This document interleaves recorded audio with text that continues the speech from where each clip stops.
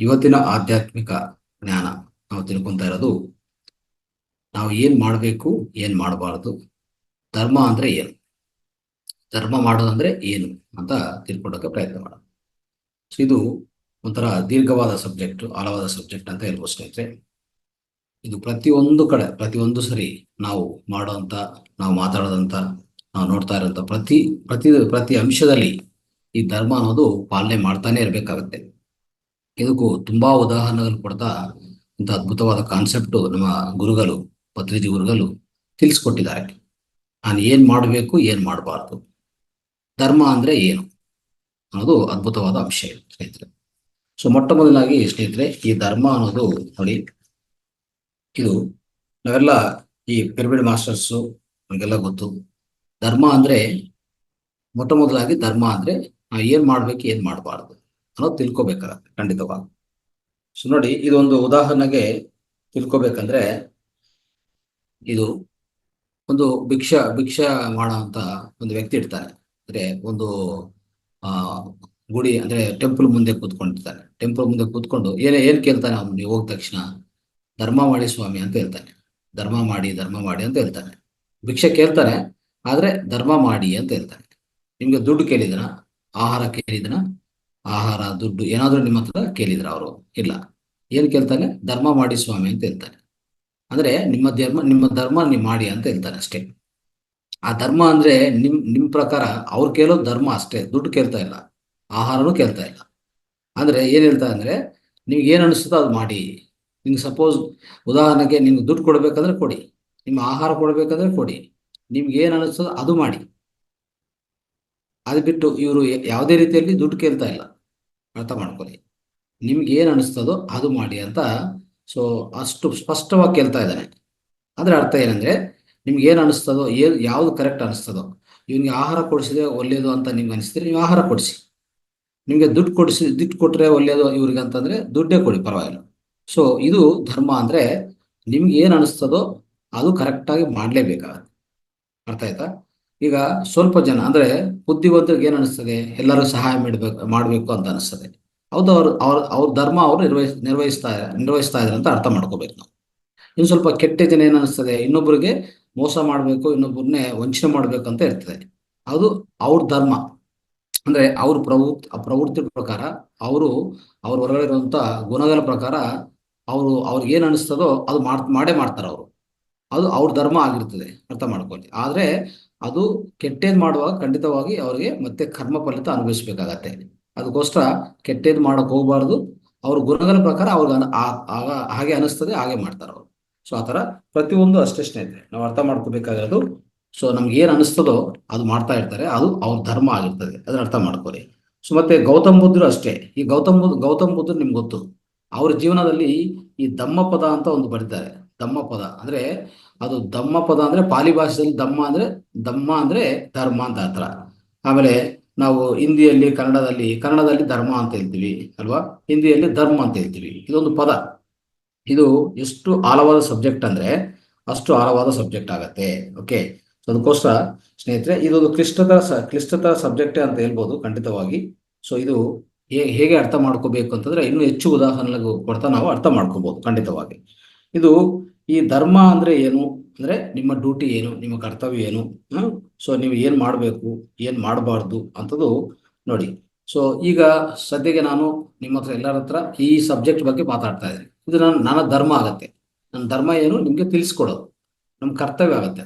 ಅದು ತಿಳಿಸ್ಕೊಡೋದು ನಮ್ಮ ಕರ್ತವ್ಯ. ಈ ಸಬ್ಜೆಕ್ಟ್ ಬಗ್ಗೆ ಮಾತಾಡೋದು ನಮ್ಮ ಕರ್ತವ್ಯ ಆಗತ್ತೆ, ಅದನ್ನ ಅರ್ಥ ಮಾಡ್ಕೊಳ್ಳಿ.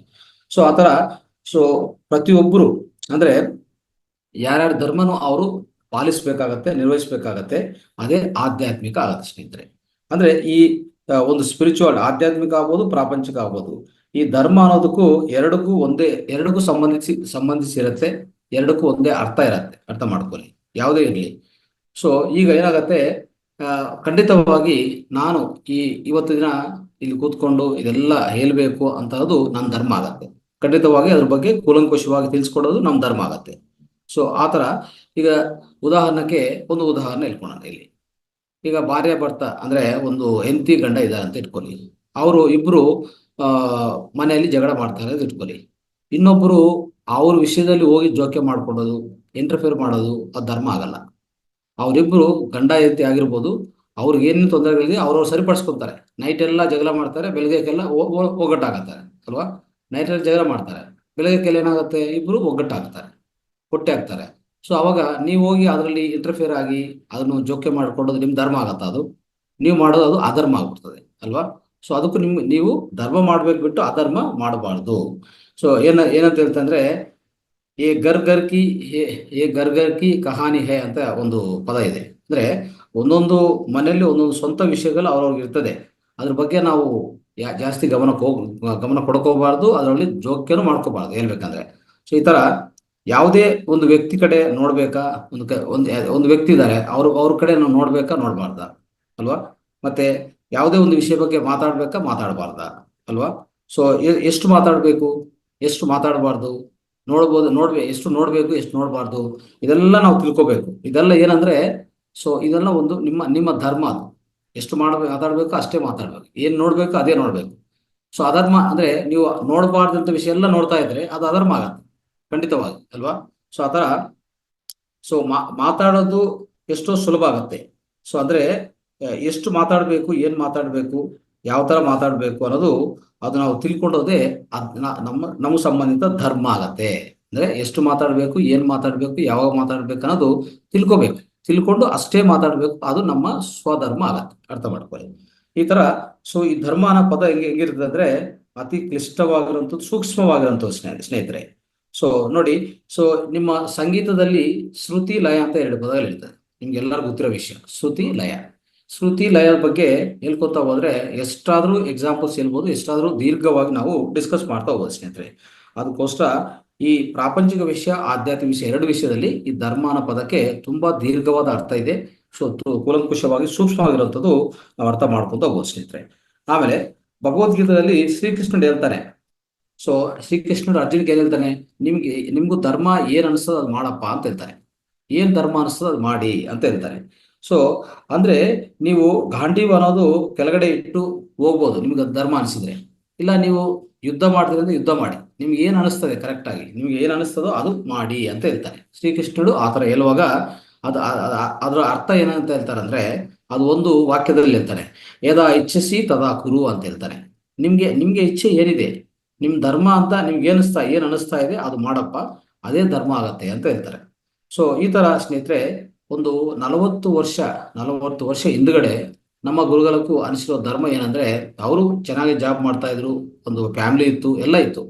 ಅಂದ್ರೆ ಒಂದು 1980 ಇಸ್ವಿದಲ್ಲಿ, ಆ ವರ್ಷದಲ್ಲಿ ಸುಮಾರು 40 ವರ್ಷ ಮೇಲೆ ಅವ್ರೇನ್ ಮಾಡಿದ್ರು, ಅವರು ದೇಹ ತ್ಯಾಜ್ಯ ತ್ಯಜಿಸೋ ಮುಂಚೆ 40 ವರ್ಷಕ್ಕೆ ಮುಂಚೆ ಅವ್ರಿಗೆ ಅನಿಸಿರೋದು ಏನ್ ಗೊತ್ತಾ, ನಾನು ಈ ಧ್ಯಾನ ಅನ್ನೋದು ಎಲ್ಲರಿಗೂ ಅನಿಸ್ಬೇಕು ಅಂತ ಅವ್ರಿಗೆ ಅನಿಸಿದೆ. ಸೊ ಆ 40 ವರ್ಷ ಕಾಲ ಏನ್ ಮಾಡಿದ್ದಾರೆ, ಈ ಧರ್ಮನೇ ಪಾಲಿಸಿದಾರೆ ಸ್ನೇಹಿತರೆ. ಸೊ ಅದಕ್ಕೋಸ್ಕರ ಈ ಧರ್ಮವನ್ನು, ಆ ಧರ್ಮ ಅಂದ್ರೆ ಏನ್ ಅವ್ರ ಧರ್ಮ ಆಗಿತ್ತಂದ್ರೆ, ಖಂಡಿತವಾಗಿ ಯಾರ್ಯಾರು ಈ ಧ್ಯಾನ ಕೇಳ್ತಾರೋ, ಯಾರ್ಯಾರು ಧ್ಯಾನದ ಬಗ್ಗೆ ಅವ್ರಿಗೆ ಆಸಕ್ತಿ ಇದೆಯೋ ಅವ್ರಿಗೆಲ್ಲ ಹೇಳ್ಬೇಕು ಅಂತದ್ದು ಅವ್ರಿಗೆ ಧರ್ಮ ಅನಿಸ್ತು. ಆ ಧರ್ಮನೇ ಪಾಲಿಸಿದ್ದಾರೆ, 40 ವರ್ಷ ಕಾಲ ನಿರಂತರ ಪಾಲಿಸಿದ್ದಾರೆ. ಆದ್ರೆ ನೋಡಿ, ಯಾರಿಗೆ ಒಬ್ರು ವ್ಯಕ್ತಿ ಅವನು ಕೇಳಕ್ ರೆಡಿ ಇದ್ರೆ ನಾವು ಹೇಳ್ಬೇಕಾಗತ್ತೆ, ಅವನು ಕೇಳಕ್ ರೆಡಿ ಇಲ್ಲ ಅಂದ್ರೆ ನಾವು ಹೇಳ್ಬಾರ್ದು. ಅರ್ಥ ಮಾಡ್ಕೊಳ್ಳಿ. ಅವಾಗ ಏನಾಗುತ್ತೆ ಗೊತ್ತಾ, ಈ ನಾವು ಯಾವುದೇ ರೀತಿಯಲ್ಲಿ ಒಂದು ಪನ್ನೀರ್ ಇದೆ ಅಂತ ಇಟ್ಕೊಳ್ಳಿ, ಆ ಪನ್ನೀರನ್ನು ಒಂದು ವ್ಯರ್ಥ ನೀರಲ್ಲಿ ಹಾಕಿದ್ರೆ ಹೇಗಿರ್ತದೆ, ಅದಕ್ಕೂ ಅರ್ಥ ಇದೆಯಾ? ಅದು ಅರ್ಥ ಇಲ್ಲ. ಅದಕ್ಕೋಸ್ಕರ ನಾವು ಮಾಡೋಂಥದ್ದು ಅದೇ. ಒಂದು ಬೈಬಿಲ್ ಅಲ್ಲಿ, ಒಂದು ನಮ್ಮ ಕ್ರಿಶ್ಚಿಯನ್ ಬೈಬಲ್ ಅಲ್ಲಿ ಒಂದು ಅದ್ಭುತವಾದ ವಾಕ್ಯ ಹೇಳ್ತಾರೆ Jesus Christ, do not cast the pearls before the swine ಅಂತ ಹೇಳ್ತಾರೆ. ಅಂದ್ರೆ ಈ ನೋಡಿ, ಮುತ್ಯಾಲ ಅಂದ್ರೆ ಮುತ್ಯಗಳಂದ್ರೆ ಹೇಳ್ಬೇಕು ಅಂದ್ರೆ ಪಿಯರಲ್ಸ್ ಅಂತ ಹೇಳ್ತೀವಿ. ಅದಕ್ಕೂ ಒಂದು ಪಕ್ಷಿ ಇದೆ ಕೊಂಗೆ ಅಂತ, ಅದಕ್ಕೇನು ಕೊಂಗೆಕ್ಕೆ ಯಾವಾಗ್ಲೂ ಒಂದು ಈ ಮೀನ್ ತಿನ್ಬೇಕಂತ ಇರ್ತದೆ ಅಲ್ವಾ, ಮೀನ್ ತಿನ್ಬೇಕಂತ ಇರ್ತದೆ. ಅದೇ ಹಂಸ ಇದೆ ಅಂತ ಇಟ್ಕೊಳ್ಳಿ, ಹಂಸ ಈ ಪಿರಲ್ಸ್ ತಿಂತದೆ, ಅಂದ್ರೆ ಈ ಮುತ್ಯಗಳನ್ನು, ಅಂದ್ರೆ ಈ ಮುತ್ಯ ಅಂತ ಹೇಳ್ತೀವಲ್ಲ ಅದನ್ನ ತಿಂತದೆ. ಮತ್ತೆ ಈ ಧ್ಯಾನ ಅನ್ನೋದು ಯಾರಿಗೆ ಹೇಳ್ಕೊಡ್ಬೇಕು, ಯಾರು ಸ್ವೀಕಾರ ಮಾಡ್ತಾರೋ, ಯಾರಿಗೆ ಇಷ್ಟ ಇದೆಯೋ ಅವ್ರಿಗೆ ಹೇಳ್ಬೇಕು, ಅದು ಧರ್ಮ ಆಗತ್ತೆ. ಅಧರ್ಮ ಏನಾಗತ್ತೆ, ಯಾರಿಗೂ ಇಷ್ಟ ಇಲ್ಲೋ, ಅವ್ರು ಕೇಳಕ್ ರೆಡಿ ಇಲ್ಲೋ, ಅಲ್ಲಿ ಹೋಗಿ ನಾವು ಈ ಧ್ಯಾನದ ಬಗ್ಗೆ ಹೇಳಿದ್ರೆ ಅದು ಧರ್ಮ ಆಗತ್ತಾ? ಅದು ಅಧರ್ಮ ಆಗತ್ತೆ. ಅರ್ಥ ಮಾಡ್ಕೊಳ್ಳಿ. ಯಾರು ಕೇಳಕ್ ರೆಡಿ ಇದಾರೋ, ಯಾರಿಗೆ ಇಂಟ್ರೆಸ್ಟ್ ಇದೆಯೋ, ಆಸಕ್ತಿ ಇದೆ, ಅವ್ರು ಹೋಗಿ ಹೇಳ್ಬೇಕು. ಅದಕ್ಕೆ ಈ ಅದ್ಭುತವಾದ ವಾಕ್ಯ ಇದು, do not catch the pearls before the swine. ಅಂದ್ರೆ ಏನಾಗುತ್ತೆ, ಒಂದು ಕೊಂಗೆ ಮುಂದೆ ಮೀನಿಟ್ಟರೆ ತಿಂತದೆ, ಒಂದು ಹಂಸ ಮುಂದೆ ಈ ಪೀರಲ್ಸ್ ಅಂದ್ರೆ ಈ ಮುದ್ದೆಗಳಿದ್ರೆ ಅದು ತಿಂತದೆ, ಹಂಸ ಮಾತ್ರ ತಿಂತದೆ. ಹಂಸ ಯಾವಾಗ ಮೀನ್ಗೆ ಹೋಗಲ್ಲ, ಕೊಂಗೆ ಕೊಂಗೆ ಯಾವುದೇ ರೀತಿಯಲ್ಲಿ ಈ ಮುದ್ದೆಗಳಿಗೆ ಹೋಗಲ್ಲ ತಿನ್ನಕ್ಕೆ. ಆ ಥರ ನೀವು ಅರ್ಥ ಮಾಡ್ಕೊಳ್ಳಿ ಸ್ನೇಹಿತರೆ. ಸೊ ಅದಕ್ಕೋಸ್ಕರ ನಾವು ಯಾರ್ಯಾರಿಗೆ ಧ್ಯಾನ ಹೇಳ್ಬೇಕೋ, ಎಷ್ಟು ಯಾರ್ಯಾರು ಆಸಕ್ತಿ ಇದೆಯೋ ಅವ್ರಿಗೆ ಮಾತ್ರ ಹೇಳ್ತಾ ಹೋಗ್ಬೇಕಾಗತ್ತೆ. ಸೊ ನೋಡಿ, ಈ ಕೌರವಗಳು ಪಾಂಡವಗಳು ನೋಡ್ತಾ ಇದ್ರೆ ಸ್ನೇಹಿತರೆ, ಏನಾಯ್ತು ಅಂದ್ರೆ ಖಂಡಿತವಾಗಿ ಅವರು ಕೌರವಗಳೆಲ್ಲ ಕೃಷ್ಣನ ಆಯ್ಕೆ ಮಾಡ್ಕೊಂಡಿಲ್ಲ, ಪಾಂಡವರು ಮಾತ್ರ ಆಯ್ಕೆ ಮಾಡ್ಕೊತಾರೆ ಅಲ್ವಾ. ಅಂದ್ರೆ ಅಲ್ಲಿ ಅದು ಆ ಧರ್ಮ ಪ್ರಕಾರ ಏನಾಯ್ತು, ಕೌರವರೆಲ್ಲ ಒಂದು ಪಕ್ಷ ಇದ್ರು, ಈ ಪಾಂಡವರೆಲ್ಲ ಇನ್ನೊಂದು ಪಕ್ಷ ಬಂದಿದ್ರು ಅಲ್ವಾ.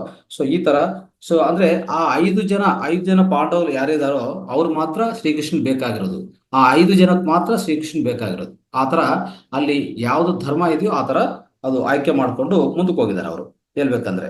ಸೊ ಈ ಇತ್ತೀಚಿನ ಕಾಲದಲ್ಲಿ ಏನಾಗ್ತಾ ಇದೆ ಸ್ನೇಹಿತರೆ, ಈ ಕೌರವಗಳ ಪಾಂಡವಗಳ ಅಂದ್ರೆ ಇದೆಲ್ಲ ಹೇಳ್ಬೇಕಂದ್ರೆ ಭಗವದ್ಗೀತೆಯಲ್ಲಿ ನಮ್ಮ ಜೀವನಕ್ಕೆ ಒಂದು ಅದ್ಭುತವಾದ ಗ್ರಂಥ ಅದು ಹೇಳ್ಬೇಕಂದ್ರೆ. ಅದೆಷ್ಟೋ ಹೇಳ್ಕೊಡ್ತದೆ.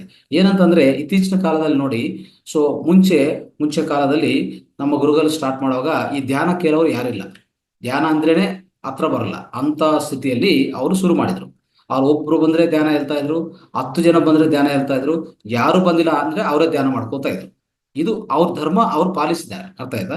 ಆ ತರ ನೋಡ್ತಾ ಹೋದ್ರೆ ಇತ್ತೀಚಿನ ಕಾಲದಲ್ಲಿ ಈ ಧರ್ಮ ಕೇಳೋರು ಅಂದ್ರೆ ಈ ಧ್ಯಾನ ಕೇಳೋರು ಹೆಚ್ಚಾಗ್ತಾ ಇದ್ದಾರೆ ಸ್ನೇಹಿತರೆ, ಅರ್ಥ ಮಾಡ್ಕೊಳ್ಳಿ. ಅವರೆಲ್ಲರೂ ಪಾಂಡವರು ಸಮೇತ.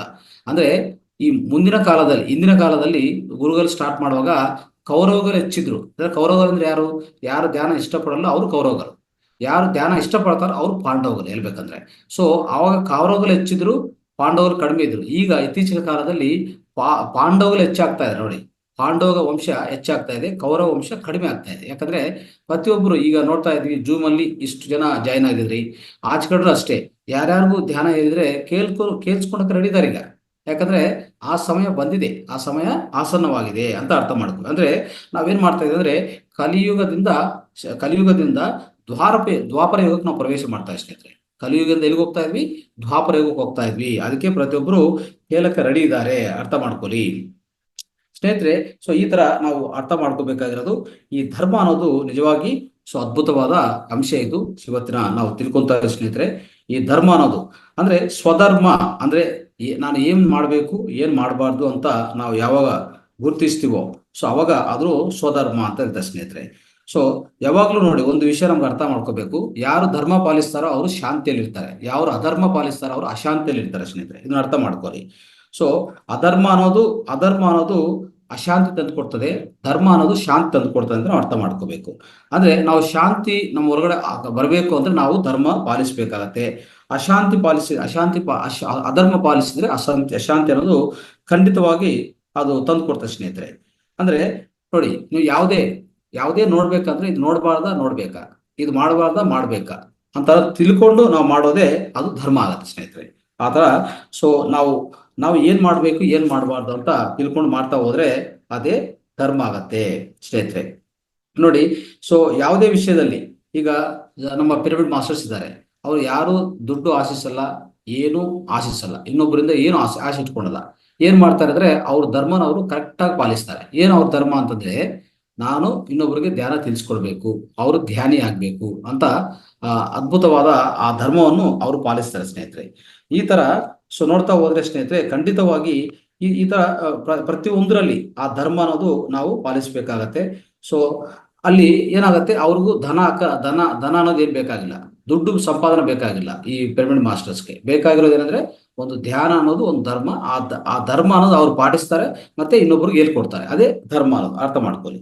ಸೊ ಇದರಲ್ಲಿ ಈಗ ಭಗವದ್ಗೀತೆ ಕೃಷ್ಣ ಅಂದ್ರೆ ಯಾರು, ಕೃಷ್ಣ ಅಂದ್ರೆ ಅವರು ಧ್ಯಾನ ಯೋಗಿ. ಮತ್ತೆ ಅರ್ಜುನ ಅಂದ್ರೆ ಯಾರು, ಅರ್ಜುನ ಅನ್ನೋನು ಏನಂದ್ರೆ ಅವನು ಧ್ಯಾನಕ್ಕೋಸ್ಕರ ಬಂದಿದ್ದವನು, ಅಂದ್ರೆ ಧ್ಯಾನ ಕಲಿಯಕ್ಕೆ ಬಂದಿದವರು ಅರ್ಜುನ, ಧ್ಯಾನ ಹೇಳ್ಕೊಡೋರು ಕೃಷ್ಣ ಆಗ್ತಾರೆ ಸ್ನೇಹಿತರೆ. ಈಗ ಇತ್ತೀಚಿನ ಕಾಲದಲ್ಲಿ ನೋಡಿ, ಪೂರ್ವ ಕಾಲದಲ್ಲಿ ನಾವು ಭಗವದ್ಗೀತಾ ಅಂದ್ರೆ ಮಹಾಭಾರತದಲ್ಲಿ ಸೊ 100 ಜನ ಕೌರವಗಳಿದ್ರೆ 5 ಜನ ಪಾಂಡವಗಳಿದ್ರು, ಒಬ್ರು ಕೃಷ್ಣನಿದ್ರು ಅಲ್ವಾ.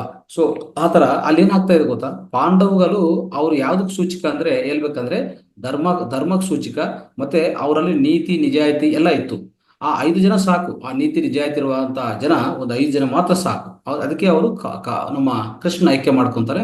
ಕೃಷ್ಣ ಅವ್ರನ್ನ ಆಯ್ಕೆ ಮಾಡಿಕೊಂಡು ಅವ್ರಿಬ್ಬರ ಮಧ್ಯದಲ್ಲಿ ಸಂಪರ್ಕ ಇರ್ತದೆ. ಆದ್ರೆ 100 ಜನ ಕೌರವಿದ್ರು ಅವ್ರ ಜೊತೆಗೆ ಹೋಗಿಲ್ಲ ಕೃಷ್ಣರು.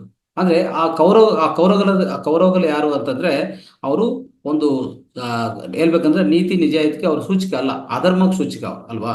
ಸೊ ಇದನ್ನ ಅರ್ಥ ಮಾಡ್ಕೊಂಡು ನಾವು ಇಲ್ಲೇನು ಅರ್ಥ ಆಗತ್ತಂದ್ರೆ, ನಾವು ಈ ಕ್ವಾಂಟಿಟಿ ಇಂಪಾರ್ಟೆಂಟ್ ಅಲ್ಲ, ಕ್ವಾಲಿಟಿ ಇಂಪಾರ್ಟೆಂಟ್ ಸ್ನೇಹಿತರೆ. ಕ್ವಾಲಿಟಿ ಇಂಪಾರ್ಟೆಂಟ್ ಅನ್ನೋದು ನಾವು ಅರ್ಥ ಮಾಡ್ಕೊಳ್ಳಿ. ಈ ಕ್ವಾಲಿಟಿ ನೋಡಿ, ಕ್ವಾಲಿಟಿ ಅನ್ನೋದು ಏನು ಗೊತ್ತಾ, ನಮ್ಮ ಪಿರಮಿಡ್ ಮಾಸ್ಟರ್ ಅಲ್ಲಿ ಅದನ್ನ ನಾವು ನೋಡೋದು ಅಷ್ಟೇ. ಯಾರ್ಯಾರಿಗೆ ಇಂಟ್ರೆಸ್ಟ್ ಇದೆಯೋ ಧ್ಯಾನ ಅವ್ರಿಗೆ ಹೇಳ್ಕೊಡ್ತಾ ಇರ್ತೀನಿ. ಈಗ ನೀವೆಲ್ಲರೂ ಇಲ್ಲಿ ಬಂದು ಸೇರ್ಕೊಂಡಿದ್ರಿ. ನಾನು ಇಲ್ಲಿ ಈ ನಮ್ಮ ಧರ್ಮ ನಾನು ಪಾಲಿಸ್ತಾ ಇದ್ದೀನಿ. ಅಂದ್ರೆ ನಾನು ನಿಮ್ಗೆ ಏನೇನು ಹೇಳ್ಕೊಡ್ಬೇಕು, ಯಾವ ತರ ಹೇಳ್ಕೊಡ್ಬೇಕು, ಪ್ರತಿದಿನ ನಾನು ಹೇಳ್ಕೊಡೋಕೆ ಪ್ರಯತ್ನ ಯಾಕೆ ಮಾಡ್ತಾ ಇದ್ದೆ ಅಂದ್ರೆ, ನನ್ನ ಧರ್ಮ ನಾನು ಪಾಲಿಸ್ತಾ ಇದ್ದೆ ಅಂದ್ರೆ ನೀವೆಲ್ಲ ಕೇಳ್ಕೊಂಡೋಕೆ ರೆಡಿ ಇದ್ರಿ. ನಿಮ್ಮಲ್ಲೇ ಆ ಕ್ವಾಲಿಟಿ ಇದೆ ಅಲ್ವಾ. ಆ ಕ್ವಾಲಿಟಿ ಇರುವಾಗ ನಾನು ಮಾಡೋಕೆ ನನಗೂ ಆಸಕ್ತಿ ಇರುತ್ತೆ. ಖಂಡಿತವಾಗಿ ನಾನು ಮಾಡ್ತಾನೆ ಇರ್ತೀನಿ. ಅದನ್ನ ಅರ್ಥ ಮಾಡ್ಕೊಳ್ಳಿ. ಸೊ ಅದಕ್ಕೋಸ್ಕರ ಇಲ್ಲಿ ನಾವು ಅರ್ಥ ಮಾಡ್ಕೋಬೇಕಾಗಿದೆ ಅಂದ್ರೆ ಸ್ನೇಹಿತರೆ, ಸೊ ಯಾರ್ಯಾರು ಈ ಧ್ಯಾನ ಕಲಿಯಕ್ಕೆ ಬರ್ತಾರೋ ಅವರೆಲ್ಲ ಅರ್ಜುನ ಆಗ್ತಾರೆ. ಯಾರ್ಯಾರು ಧ್ಯಾನ ಹೇಳ್ಕೊಡ್ತಾ ಇರ್ತಾರೆ ಅವರು ಶ್ರೀಕೃಷ್ಣ ಅಂತ ನಾವು ಹೋಲ್ಸ್ಕೋಬಹುದು. ಅದನ್ನ ಅರ್ಥ ಮಾಡ್ಕೊಳ್ಳಿ. ಇದು ನಿಜವಾದ ಭಗವದ್ಗೀತಾ ಅರ್ಥ ಹೀಗಿರುತ್ತೆ ಸ್ನೇಹಿತರೆ. ಸೊ ಧರ್ಮ ಅಂದ್ರೆ ಇನ್ನೊಂದು ಏನಂದ್ರೆ, ಈ ಧರ್ಮ ಪಾಲಿಸ್ತಾ ಅವರು ಯಾರು ಧರ್ಮ ಪಾಲಿಸ್ತಾರೋ ಅವರು ಶಾಂತಿಯಲ್ಲಿ ಇರ್ತಾರೆ, ಅವರು ಅಹಿಂಸದಲ್ಲಿ ಇರ್ತಾರೆ. ಅರ್ಥ ಮಾಡ್ಕೊಳ್ಳಿ. ಅಧರ್ಮ ಪಾಲಿಸುವಂತ ಕೌರವಗಳು ಏನಿದ್ರು, ಅವರು ಹಿಂಸದಲ್ಲಿದ್ದರು, ಅವರು ಅಶಾಂತಿ ಅನುಭವಿಸ್ತಾ ಇದ್ರು. ಅದನ್ನ ಅರ್ಥ ಮಾಡ್ಕೋಬೇಕು ನಾವು. ಸೊ ಇನ್ನೊಂದು, ಶ್ರೀಕೃಷ್ಣ ಭಗವದ್ಗೀತೆಯಲ್ಲಿ ಹೇಳ್ತಾನೆ ಇರ್ತಾನೆ, ಏನ್ ಹೇಳ್ತಾನೆ, ಯೋಗಿ ಭವ ಅರ್ಜುನ ಅಂತ ಹೇಳ್ತಾನೆ. ನೀವು ಯೋಗಿ ಆಗ್ಬೇಕಪ್ಪ ಅಂತ ಪ್ರತಿ ಒಂದ್ಸರಿ ಅವ್ರು ಹೇಳ್ತಾನೆ ಇರ್ತಾರೆ. ಅದನ್ನ ಅರ್ಥ ಮಾಡ್ಕೊಳ್ಳಿ. ಸೊ ಅದಕ್ಕೋಸ್ಕರ ಯಾಕೆ ಯೋಗಿ ಆಗ್ಬೇಕಂತಂದ್ರೆ, ಖಂಡಿತವಾಗಿ ನೀವು ಯೋಗಿ ಆದ್ರೇನೆ ನೀವು ಮಾಡುವಂತ ಕೆಲಸ, ನೀವು ಯುದ್ಧ ಮಾಡ್ಬೇಕಾ, ಯುದ್ಧ ಮಾಡಬಾರ್ದಾ, ಸೊ ಮಾಡಿದ್ರೆ ಏನು, ಮಾಡಿಲ್ಲ ಅಂದ್ರೆ ಏನು, ಆ ಧರ್ಮ ಅನ್ನೋದು ನಿಮ್ಮ ಧರ್ಮ ನಿಮ್ಗೆ ಗೊತ್ತಾಗತ್ತೆ.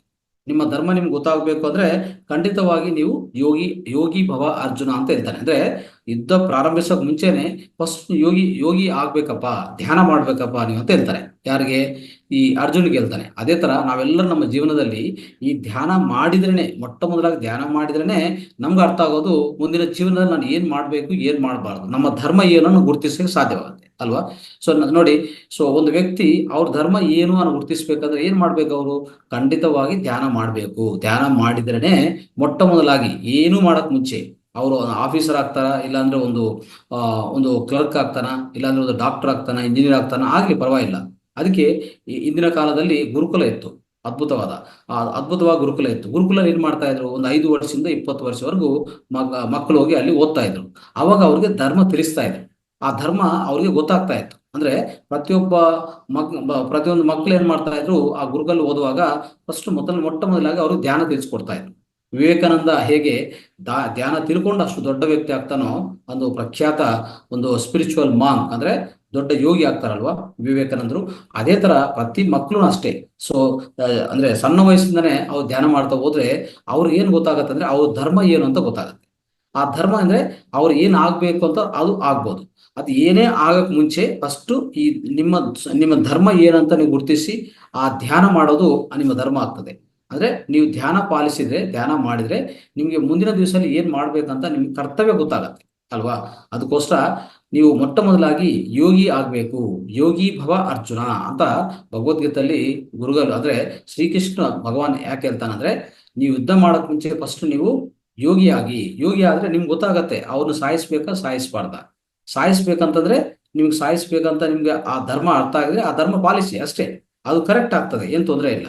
ಅದಕ್ಕೋಸ್ಕರ ಆ ಯೋಗ ನಿಮ್ ಜೊತೆಗಿದ್ರೆ ಅವಾಗ ಧರ್ಮದ ಬಗ್ಗೆ ನಿಮಗೆ ಪೂರ್ತಿ ಅರಿವು ಬರುತ್ತೆ ಅಂತ ಶ್ರೀಕೃಷ್ಣ ಭಗವಾನರು ಈ ಭಗವದ್ಗೀತೆಯಲ್ಲಿ ಹೇಳ್ಕೊಟ್ಟಿರುವಂತ ಒಂದು ಅದ್ಭುತವಾದ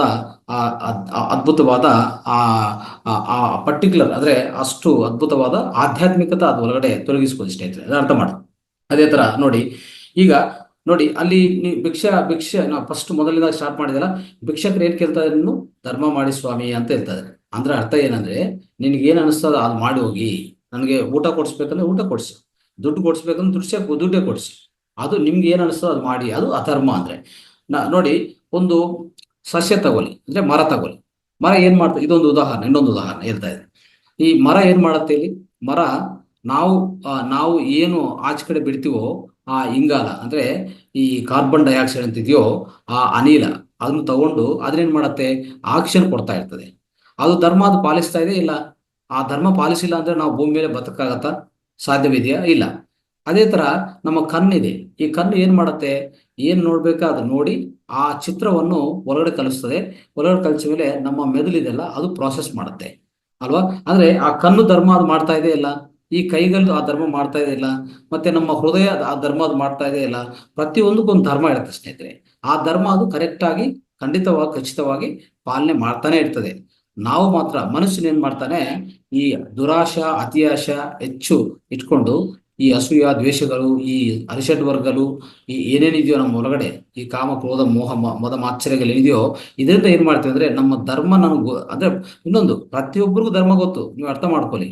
ಪ್ರತಿಯೊಬ್ಬರಿಗೂ ಧರ್ಮ ಗೊತ್ತು. ಈ ಭೂಮಿ ಮೇಲೆ ಯಾರಿಗೆ ಗೊತ್ತಿಲ್ಲ ಅಂತ ಯಾರಿಗಿಲ್ಲ. ಪ್ರತಿಯೊಬ್ಬರಿಗೂ ಧರ್ಮ ಏನಂತ ಗೊತ್ತು. ಅಂದ್ರೆ ಅವ್ರು ಏನ್ ಮಾಡ್ಬೇಕು ಅಂತ ಅವ್ರ ಪ್ರತಿಯೊಬ್ಬರಿಗೂ ಗೊತ್ತು. ಆದ್ರೆ ಸ್ವಲ್ಪ ಜನ ಪಾಲಿಸ್ತಾರೆ, ಇನ್ನು ಸ್ವಲ್ಪ ಜನ ಪಾಲಿಸಲ್ಲ. ಆ ಧರ್ಮನು ಪಾಲನೆ ಮಾಡಿಲ್ಲ ಅಂದ್ರೆ ಅವ್ರಿಗೆ ಅಶಾಂತಿ ಬಂದೇ ಬರ್ತದೆ. ಮತ್ತೆ ಎಷ್ಟೋ ಕೆಟ್ಟ ಕರ್ಮಗಳು ಅವರು ತಗೊಂಡ್ ಬರ್ತಾರೆ. ಅಂದ್ರೆ ಕೆಟ್ಟ ಕರ್ಮಗಳು ಅವರು ಮಾಡ್ತಾ ಹೋಗ್ತಾರೆ. ಅವಾಗ ಆ ಆ ಕೆಟ್ಟ ಕರ್ಮಗಳ ಫಲಿತನೂ ಅವ್ರು ಅನುಭವಿಸ್ಬೇಕಾಗತ್ತೆ. ನೋಡಿ ಈಗ ಉದಾಹರಣೆಗೆ ಈ ಭಗವದ್ಗೀತೆ ಅಂದ್ರೆ ಮಹಾಭಾರತದಲ್ಲಿ ಏನಾಗಿದೆ, ಅಲ್ಲಿ ಸೊ ಧರ್ಮರಾಜು ಧರ್ಮ ಪಾಲನೆ ಮಾಡಿದ್ದಾನೆ. ಅಂದ್ರೆ ಅಲ್ಲಿ ಏನಾಗಿದೆ, ಸೊ ಎಲ್ಲರಿಗೂ ಧರ್ಮ ಗೊತ್ತು, ಧರ್ಮ ಗೊತ್ತಿಲ್ಲ ಅಂತ ಯಾರಿಗಿಲ್ಲ, ಪ್ರತಿಯೊಬ್ಬರು ಗೊತ್ತು. ಆದ್ರೆ ಧರ್ಮರಾಜ್ ಏನ್ ಮಾಡ್ತಾನೆ, ಧರ್ಮನೇ ಪಾಲಿಸ್ತಾನೆ ಅಲ್ವಾ. ಮತ್ತೆ ಕೌರವರು ಏನ್ ಮಾಡ್ತಾನೆ, ಅವರು ಅಧರ್ಮನೇ ಪಾಲಿಸ್ತಾರೆ. ದುರ್ಯೋಧನ ಅಧರ್ಮನೇ ಪಾಲಿಸ್ತಾರೆ ಅಲ್ವಾ. ಅದು ಖಂಡಿತವಾಗಿ ಅದು ಅನುಭವಿಸಬೇಕಾಗಿದೆ, ಅವ್ರು ಅನುಭವಿಸಿದ್ದಾರೆ ಅಲ್ವಾ. ವನವಾಸ ಆಯ್ತು, ಸೊ ಎಷ್ಟೋ ಕ್ಷೋಭ ಅನುಭವಿಸ್ತಾರೆ, ದುಃಖ ಅನುಭವಿಸ್ತಾರೆ, ಇದೆಲ್ಲ ಆಗ್ತದೆ. ಸೊ ಇದೆಲ್ಲ ಪ್ರತಿಯೊಬ್ಬರ ಜೀವನದಲ್ಲಿ ಅಷ್ಟೇ. ಈಗ ಏನಾಗಿದೆ, ದ್ರೌಪದಿ ವಸ್ತ್ರ ಅವಸ್ತ್ರ ಆಗ್ತಾ ಇತ್ತು, ವಸ್ತ್ರನು ತೆಗಿತಾ ಇದ್ರು ಅಲ್ವಾ. ಆ ಸಮಯದಲ್ಲಿ ನೋಡಿ ದ್ರೌಪದಿಗೆ ಸಹಾಯ ಹೇಗ್ ಸಿಕ್ತು ಅಂದ್ರೆ, ದ್ರೌಪದಿಗೆ ಒಂದು ಅರ್ಹತೆ ಇತ್ತು ಹೇಳ್ಬೇಕಂದ್ರೆ. ದ್ರೌಪದಿಗೆ ಒಂದು ಅರ್ಹತೆ ಇತ್ತು. ಆ ಅರ್ಹತಕ್ಕೋಸ್ಕರ ಏನಾಗಿದೆ, ಶ್ರೀಕೃಷ್ಣ ಭಗವಾನ ಬಂದು ಅವ್ರನ್ನು ರಕ್ಷಣೆ ಮಾಡ್ತಾರೆ ಅಲ್ವಾ. ಆತರ ಯಾರ್ಯಾರಿಗೂ ಆ ಅರ್ಹತೆ ಇದೆಯೋ ಖಂಡಿತವಾಗಿ ಅವ್ರಿಗೆ ಹೇಳ್ಕೊಡ್ಬೇಕು. ನಾವು ಅದಕ್ಕೆ ಹೇಳ್ತೀವಲ್ಲ, ಯಾರು ನಿಮ್ಗೆ ನಿಮ್ಮ ಹತ್ರ ಬಂದು ಧ್ಯಾನ ಹೇಳ್ಕೊಡ್ತೀರಾ ಅಂದ್ರೆ ಖಂಡಿತವಾಗಿ ಹೇಳ್ಕೊಡಿ. ನಿಮ್ಗೆ ಎಷ್ಟೇ ಕಷ್ಟ ಇದ್ರು, ನೀವು ಯಾವುದೇ ಪರಿಸ್ಥಿತಿಯಲ್ಲಿ ಇದ್ರು ನೀವು ಅದು ತಪ್ಪಿಸಬಾರ್ದು. ನಿಮ್ಮ ಧರ್ಮ, ನಿಮ್ಮ ಕರ್ತವ್ಯ. ಯಾಕಂದ್ರೆ ನೀವು ಈಗಾಗಲೇ ಧ್ಯಾನ ಮಾಡ್ತಾ ಇದ್ರಿ, ಧ್ಯಾನ ತಿಳ್ಕೊಂಡಿದ್ರಿ. ನಿಮ್ಮ ಕರ್ತವ್ಯ, ನಿಮ್ಮ ನಿಮ್ಮ ಧರ್ಮ ಏನು ಗೊತ್ತಾ, ನೀವು ಧ್ಯಾನ ಹೇಳ್ಕೊಡೋದೇ ನಿಮ್ಮ ಧರ್ಮ. ನೀವು ಯಾವುದೇ ಪರಿಸ್ಥಿತಿಯಲ್ಲಿ ಇರಿ. ಆ ಥರ ಏನು ಮಾಡಿದ್ರು ಶ್ರೀಕೃಷ್ಣ ಭಗವಾನ, ಏನ್ ಮಾಡಿದ ಅಂದ್ರೆ ಈ ಮಹಾಭಾರತ ಯುದ್ಧದಲ್ಲಿ ಈ ದ್ರೌಪದಿನ ರಕ್ಷಿಸೋದಕ್ಕೂ ಕಾರಣ ಅಂದ್ರೆ ನೋಡಿ, ನೀವು ನೋಡ್ತಾ ಇದ್ರೆ ಈ ಪ್ರಪಂಚದಲ್ಲಿ ಎಷ್ಟೋ ಎಷ್ಟೋ ಸ್ತ್ರೀಗಳಿಗೆ ಅವಮಾನ ಆಗ್ತಾ ಇರ್ತದೆ. ಎಲ್ಲರಿಗೂ ಆ ಸಹಾಯ ಸಿಗತ್ತಾ ಶ್ರೀಕೃಷ್ಣ ಭಗವಾನಿಂದ? ಸಿಗಲ್ಲ. ಯಾಕೆ ಸಿಗಲ್ಲ ಅಂದ್ರೆ ಅವ್ರಿಗೆಲ್ಲ ಅರ್ಹತೆ ಇಲ್ಲ. ಈ ಈ ಆದ್ರೆ ಇಲ್ಲಿ ದ್ರೌಪದಿಗೆ ಅರ್ಹತೆ ಇದೆ, ಅದಕ್ಕೆ ಸಿಕ್ಕಿದೆ ಸಹಾಯ. ಅರ್ಥ ಮಾಡ್ಕೊಳ್ಳಿ. ಆತರ ಯಾರ್ಯಾರಿಗೆ ಅರ್ಹತೆ ಇರ್ತದೋ ಅವ್ರು ಖಂಡಿತವಾಗಿ ಬಂದೇ ಬರ್ತಾರೆ ಧ್ಯಾನಕ್ಕೆ. ಅರ್ಹತೆ ಇಲ್ಲಂದ್ರೆ ಧ್ಯಾನಕ್ಕೆ ಬರೋ ಅವಕಾಶನೇ ಇಲ್ಲ, ಆ ಅವಶ್ಯಕತೆನೂ ಇಲ್ಲ ಅಂತ ಹೇಳ್ಬೋದು ಸ್ನೇಹಿತರೆ. ಇದನ್ನ ಅರ್ಥ ಮಾಡ್ಕೊಳ್ಳಿ. ಆತರ ಸ್ನೇಹಿತರೆ, ಈ ಧರ್ಮ ಅಧರ್ಮ ಅನ್ನೋದು ಇಂಥ ಅದ್ಭುತವಾದ ಸಬ್ಜೆಕ್ಟ್ ಅಂತ ಹೇಳ್ಬೋದು ಸ್ನೇಹಿತರೆ. ಈ ಸೃಷ್ಟಿ ಧರ್ಮ ಹೇಗಿರುತ್ತಂದ್ರೆ ನೋಡಿ, ಸೊ ಈ ಸೃಷ್ಟಿ ಧರ್ಮ ಅಂದ್ರೆ ಸೃಷ್ಟಿಯಲ್ಲಿ ಧರ್ಮ ಅನ್ನೋದು ಹೇಳ್ಬೇಕಂದ್ರೆ ಹೆಚ್ಚಾಗಿ ಪಾಲನೆ ಮಾಡ್ತಾ ಇದೆ ಈ ಸೃಷ್ಟಿಯಲ್ಲಿ. ನಾ ಈಗಾಗಲೇ ಹೇಳಿದಲ್ಲ, ಸಸ್ಯ ಒಂದು ಮರ ಹೇಗೆ ಧರ್ಮ ಮಾಡುತ್ತಂತ ಅದು ಧರ್ಮ ನಾವು ನಿರ್ವಹಿಸ್ತಾ ಇದೆ ಇಲ್ಲ, ಖಂಡಿತವಾಗಿ ನಿರ್ವಹಿಸ್ತಾ ಇದೆ. ಮತ್ತೆ ನಮ್ಗೇನಾಗಿದೆ ತೊಂದರೆ, ನಾವು ನಿರ್ವಹಿಸ್ಬೇಕಲ್ಲ ಖಂಡಿತವಾಗಿ ಒಂದು ಮನುಷ್ಯನಾಗಿ. ಸೊ ಅವಾಗ ಅದಕ್ಕೆ ಏನ್ ಬೇಕಾಗಿದ್ರೆ ನಿಮ್ಮ ಜೀವನ ಉದ್ದೇಶವನ್ನು ಗುರುತಿಸ್ಬೇಕು. ನಿಮ್ಮ ಜೀವನ ಉದ್ದೇಶ ನಿಮ್ಗೆ ಅರ್ಥ ಆಗಿದ್ರೆ ನೀವು ಅದು ಪಾಲಿಸೋದು ಅದು ಧರ್ಮ ಆಗತ್ತೆ ಸ್ನೇಹಿತರೆ. ಸೊ ಇನ್ನೊಂದು ನಾವು ಅರ್ಥ ಮಾಡ್ಕೊಂಡ್ರೆ ಸ್ನೇಹಿತರೆ, ಈ ಸೃಷ್ಟಿಯಲ್ಲಿ ಧರ್ಮ ಅನ್ನೋದು ನೋಡಿ ಅಂತ ಅದ್ಭುತವಾದ ಪಾಲನೆ ಮಾಡ್ತಾ ಇದೆ. ಅದು ನಾವು ತಿಳ್ಕೊಂಡು, ಸೊ ಆ ಸೃಷ್ಟಿ ತನ್ನ ಧರ್ಮನ ಅದು ಮಾಡ್ತಾನೆ ಇದೆ. ನಾವು ಸಹ ನಮ್ಮ ಧರ್ಮ ಏನು ಅಂತ ನಾವು ತಿಳ್ಕೊಂಡು, ನಮ್ಮ ಜೀವನ ಉದ್ದೇಶ ಏನಂತ ತಿಳ್ಕೊಂಡು ಆದ್ರೂ ಮಾಡ್ತಾ ಹೋಗೋದು ಅದು ಧರ್ಮ ಆಗತ್ತೆ. ಈಗ ನಿಮ್ಗೆ ಯಾವುದೇ ರೀತಿಯಲ್ಲಿ ಕ್ಯಾನ್ಸರ್ ಬಂದಿದೆ ಅಂತ ಇಟ್ಕೊಳ್ಳಿ, ಉದಾಹರಣೆಗೆ ಹೇಳ್ತಾ ಇದ್ದೀನಿ. ಸೊ ಅದು ಸೃಷ್ಟಿ ಧರ್ಮ. ಏನಕ್ಕೆ ಸೃಷ್ಟಿ ಧರ್ಮ ಅದು ಹೇಳ್ಬೇಕಂದ್ರೆ, ನೀವು ಎಷ್ಟೋ ಪಾಪಗಳು ಮಾಡಿದ್ರಿ. ಅದೇ ಏನ್ ಹೇಳ್ತೀವಿ, ಪೂರ್ವ ಜನ್ಮ ಕೃತಂ ಪಾಪಂ ವ್ಯಾಧಿ ರೂಪೇಣ ಪೀಡ್ಯತ ಅಂತ ಹೇಳ್ತೀವಿ. ಅರ್ಥ ಏನದು ಅಂದ್ರೆ, ಹಿಂದಿನ ಜನ್ಮದಲ್ಲಿ ತುಂಬಾ ಕರ್ಮಗಳು ಮಾಡಿದ್ರಿ, ನೀವು ಕೆಟ್ಟ ಕರ್ಮಗಳು ಪಾಪಗಳು ಮಾಡಿದೆ, ಅದು ಬಂದಿರೋದು ಕ್ಯಾನ್ಸರ್. ಅಂದ್ರೆ ಸೃಷ್ಟಿ ತನ್ನ ಧರ್ಮನ ಪಾಲಿಸ್ತಾ ಇದೆಯಲ್ಲ. ನಿಮ್ಗೆ ಯಾಕೆ ಕ್ಯಾನ್ಸರ್ ತಂದು ಕೊಟ್ಟಿದೆ? ನಿಮ್ಮ ಮನೇಲಿ ಇನ್ನೂ 5-6 ಜನ ಇದಾರಲ್ಲ, ಅವ್ರಿಗೆಲ್ಲ ಕ್ಯಾನ್ಸರ್ ಯಾಕೆ ಬಂದಿಲ್ಲ ಅಂದ್ರೆ ಅಲ್ಲಿ ಅರ್ಥ ಮಾಡ್ಕೋಬೇಕು. ಸೃಷ್ಟಿ ತನ್ನ ಧರ್ಮ ತಾನು ಪಾಲಿಸ್ತಾ ಇದೆ. ಏನಂತ, ನಿಮ್ಗೆ ಕ್ಯಾನ್ಸರ್ ತಂದು ಕೊಡ್ತದೆ, ಅನುಭವಿಸಪ್ಪ, ನಿಮ್ ಕರ್ಮ ತೀರ್ಸ್ಕೋಪ. ಕರ್ಮನ ಈಗಾಗಲೇ ಅಷ್ಟಿಷ್ಟು ಕಲ್ಕೊಳ್ಳಿ, ನಿಮ್ಮ ಕರ್ಮನು ಅನುಭವಿಸಿ ಆ ಕರ್ಮನ ಕಲ್ಕೊಳ್ಳಿ, ನೀವು ಕರ್ಮದಿಂದ ಆಚೆ ಕಡೆ ಬರ್ತೀರಿ, ಪಾಪಗಳಿಂದ ಆಚೆ ಕಡೆ ಬರ್ತೀರಿ ಅಂತ ಹೇಳ್ಬಿಟ್ಟು ಸೃಷ್ಟಿ ತನ್ನ ಧರ್ಮ ತಾನು ಪಾಲಿಸ್ತದೆ. ಸೊ ಇದನ್ನ ಅರ್ಥ ಮಾಡ್ಕೋಬೇಕು. ಸೊ ಅದಕ್ಕೋಸ್ಕರ ಸ್ನೇಹಿತರೆ, ಅಂದ್ರೆ ಇದು ನಾವು ಅರ್ಥ ಮಾಡ್ಕೊಂಡ್ರೆ ಏನಾಗುತ್ತೆ, ಸೃಷ್ಟಿ ತನ್ನ ಧರ್ಮ ಪಾಲಿಸ್ತಾ ಇದೆ. ಸೊ ಆ ಆ ಈ ಆ ಧರ್ಮನ ನಾವು ನೋಡೋದೇ ಇಲ್ಲ. ನೋಡಿ, ಆ ಧರ್ಮ ನಾವು ನೋಡಿಲ್ಲ ಅಂದ್ರೆ ಏನಾಗುತ್ತೆ, ನಾವು ಅಂಧತ್ವದ ಇದೆ ಅಂತ ಅರ್ಥ. ಯಾವುದೇ ವಿಷಯದಲ್ಲಿ ಆ ಧರ್ಮ ನಾವು ಅರ್ಥ ಮಾಡ್ಕೊಂಡಿಲ್ಲ, ಸೃಷ್ಟಿ ಧರ್ಮ ಆದ್ರೆ ಸೃಷ್ಟಿ ಧರ್ಮ ಪ್ರಕಾರ ನಿಮಗೆ ಕ್ಯಾನ್ಸರ್ ತಂದು ಕೊಟ್ಟಿದೆ, ನಾವು ಅದು ಅರ್ಥ ಮಾಡ್ಕೊಂಡಿಲ್ಲ ಇನ್ನು ಅಂದ್ರೆ ನಾವು ಅಂಧತ್ವದಲ್ಲಿದ್ವಿ, ಆ ಕುರುಡುತನದಲ್ಲಿ ಇದ್ವಿ ನಾವು. ಅರ್ಥ ಆಯ್ತಾ? ಸೊ ಅಂಧತ್ವದಿಂದ ನಾವು ಪ್ರತಿಯೊಬ್ಬರು ಆಚೆ ಕಡೆ ಬರ್ಲೇಬೇಕು ಸ್ನೇಹಿತರೆ, ಅರ್ಥ ಮಾಡ್ಕೊಳ್ಳಿ. ಸೊ ಈ ಸೃಷ್ಟಿ ಧರ್ಮ ಸೃಷ್ಟಿ ಈ ಧರ್ಮ ಅಂದ್ರೆ ಈ ಧರ್ಮಕ್ಕೆ ಸೃಷ್ಟಿ ಎప్పుడు ಯಾವಾಗ್ಲೂ ಧರ್ಮಕ್ಕೆ ಸಹಾಯ ಮಾಡ್ತಾನೆ ಇರ್ತಾರೆ ಸ್ನೇಹಿತರೆ. ಸೊ ಅದನ್ನು ಗೌತಮ್ ಬುದ್ಧರು ಅದ್ಭುತವಾಗಿ ಅವರು ಅಷ್ಟಾಂಗ ಅಂದ್ರೆ ಬುದ್ಧನ ಧರ್ಮಪದ ಅಂತ ಇದೆ, ಅಷ್ಟಾಂಗ ಯೋಗ ಅಂತ ಒಂದು ಹೇಳ್ಕೊಟ್ಟಿದ್ದಾರೆ. ಆ ಬುದ್ಧನ ಧಮ್ಮಪದದಲ್ಲಿ ಅಷ್ಟಾಂಗ ಮಾರ್ಗದ ಬಗ್ಗೆ, ಅಷ್ಟಾಂಗ ಯೋಗದ ಬಗ್ಗೆ ತುಂಬಾ ಅದ್ಭುತವಾಗಿ ಹೇಳ್ಕೊಟ್ಟಿದ್ದಾರೆ. ಅಷ್ಟಾಂಗ ಮಾರ್ಗ ಏನು ಅಂತಂದ್ರೆ ನೋಡಿ, ಸರಿಯಾಗಿ ನೋಡೋದು ಅಲ್ವಾ, ಸರಿಯಾಗಿ ಮಾತಾಡೋದು, ಮತ್ತೆ ಸರಿಯಾದ ನಿರ್ಣಯ ತಗೊಂಡದು. ಸೊ ಸರಿಯಾದ ರೀತಿಯಲ್ಲಿ ನ್ಯಾಯವಾಗಿ ನಿಮ್ಮ ದಿನಕ್ಕೆ ಬೇಕಾಗಿರುವಂತ ವಿಷಯಗಳನ್ನು ಸಂಪಾದನೆ ಮಾಡಿಕೊಂಡು, ಸರಿಯಾದ ಸಂಪಾದನೆ ಅಂತ ಹೇಳ್ಬೋದು. ಮತ್ತೆ ಸರಿಯಾದ ಏಕಾಗ್ರತೆ ಮತ್ತೆ ಸರಿಯಾದ ಗುಣಗಳು, ಸರಿಯಾದ ನಡವಳಿಕೆ ಅಲ್ವಾ. ಸೊ ಮತ್ತೆ ಸರಿಯಾದ ಕಾನ್ಸಂಟ್ರೇಷನ್ ಅಂತ ಹೇಳ್ತೀವಿ, ಏಕಾಗ್ರತೆ ಅಂತೀವಿ. ಮತ್ತೆ ಸರಿಯಾದ ಧ್ಯಾನ. ಇಷ್ಟೆಲ್ಲ 8 ಮಾರ್ಗಗಳು ಹೇಳ್ಕೊಟ್ಟಿದ್ದಾರೆ. ಯಾವುದಕ್ಕೆ ಅಂದ್ರೆ ಯಾವುದರಲ್ಲಿ ಧಮ್ಮಪದದಲ್ಲಿ ಹೇಳ್ಕೊಟ್ಟಿರುವಂತ ಅಷ್ಟಾಂಗ ಮಾರ್ಗ ಬುದ್ಧರು ಹೇಳ್ಕೊಟ್ಟಿದ್ದಾರೆ. ಸೊ ಇಲ್ಲಿ ಏನಂದ್ರೆ ಧರ್ಮ ಅಂದ್ರೆ ಇವೆಲ್ಲ ಈಗ ನಾವ್ ಹೇಳಿದ್ವಲ್ಲ, ಈ ಎಂಟು ಮಾರ್ಗಗಳೇನಿದೆಯೋ ಇದು ಧರ್ಮದಲ್ಲಿ ಧರ್ಮ ಮಾರ್ಗಗಳಾಗತ್ತೆ. ಅದೇ ನೀವು ಸರಿಯಾದ ಯೋಚನೆ ಇಲ್ಲ, ಸರಿಯಾದ ಮಾತುಗಳಿಲ್ಲ, ಸರಿಯಾದ ಸಂಪಾದನೆ, ಅನ್ಯಾಯ ಸಂಪಾದನೆ, ಇವೆಲ್ಲ ಏನಾಗುತ್ತೆ, ಅಧರ್ಮಕ್ಕೆ ಸೂಚಿಕೆ ಆಗತ್ತೆ ಸ್ನೇಹಿತರೆ. ಇದು ಅರ್ಥ ಮಾಡ್ಕೊಳ್ಳಿ.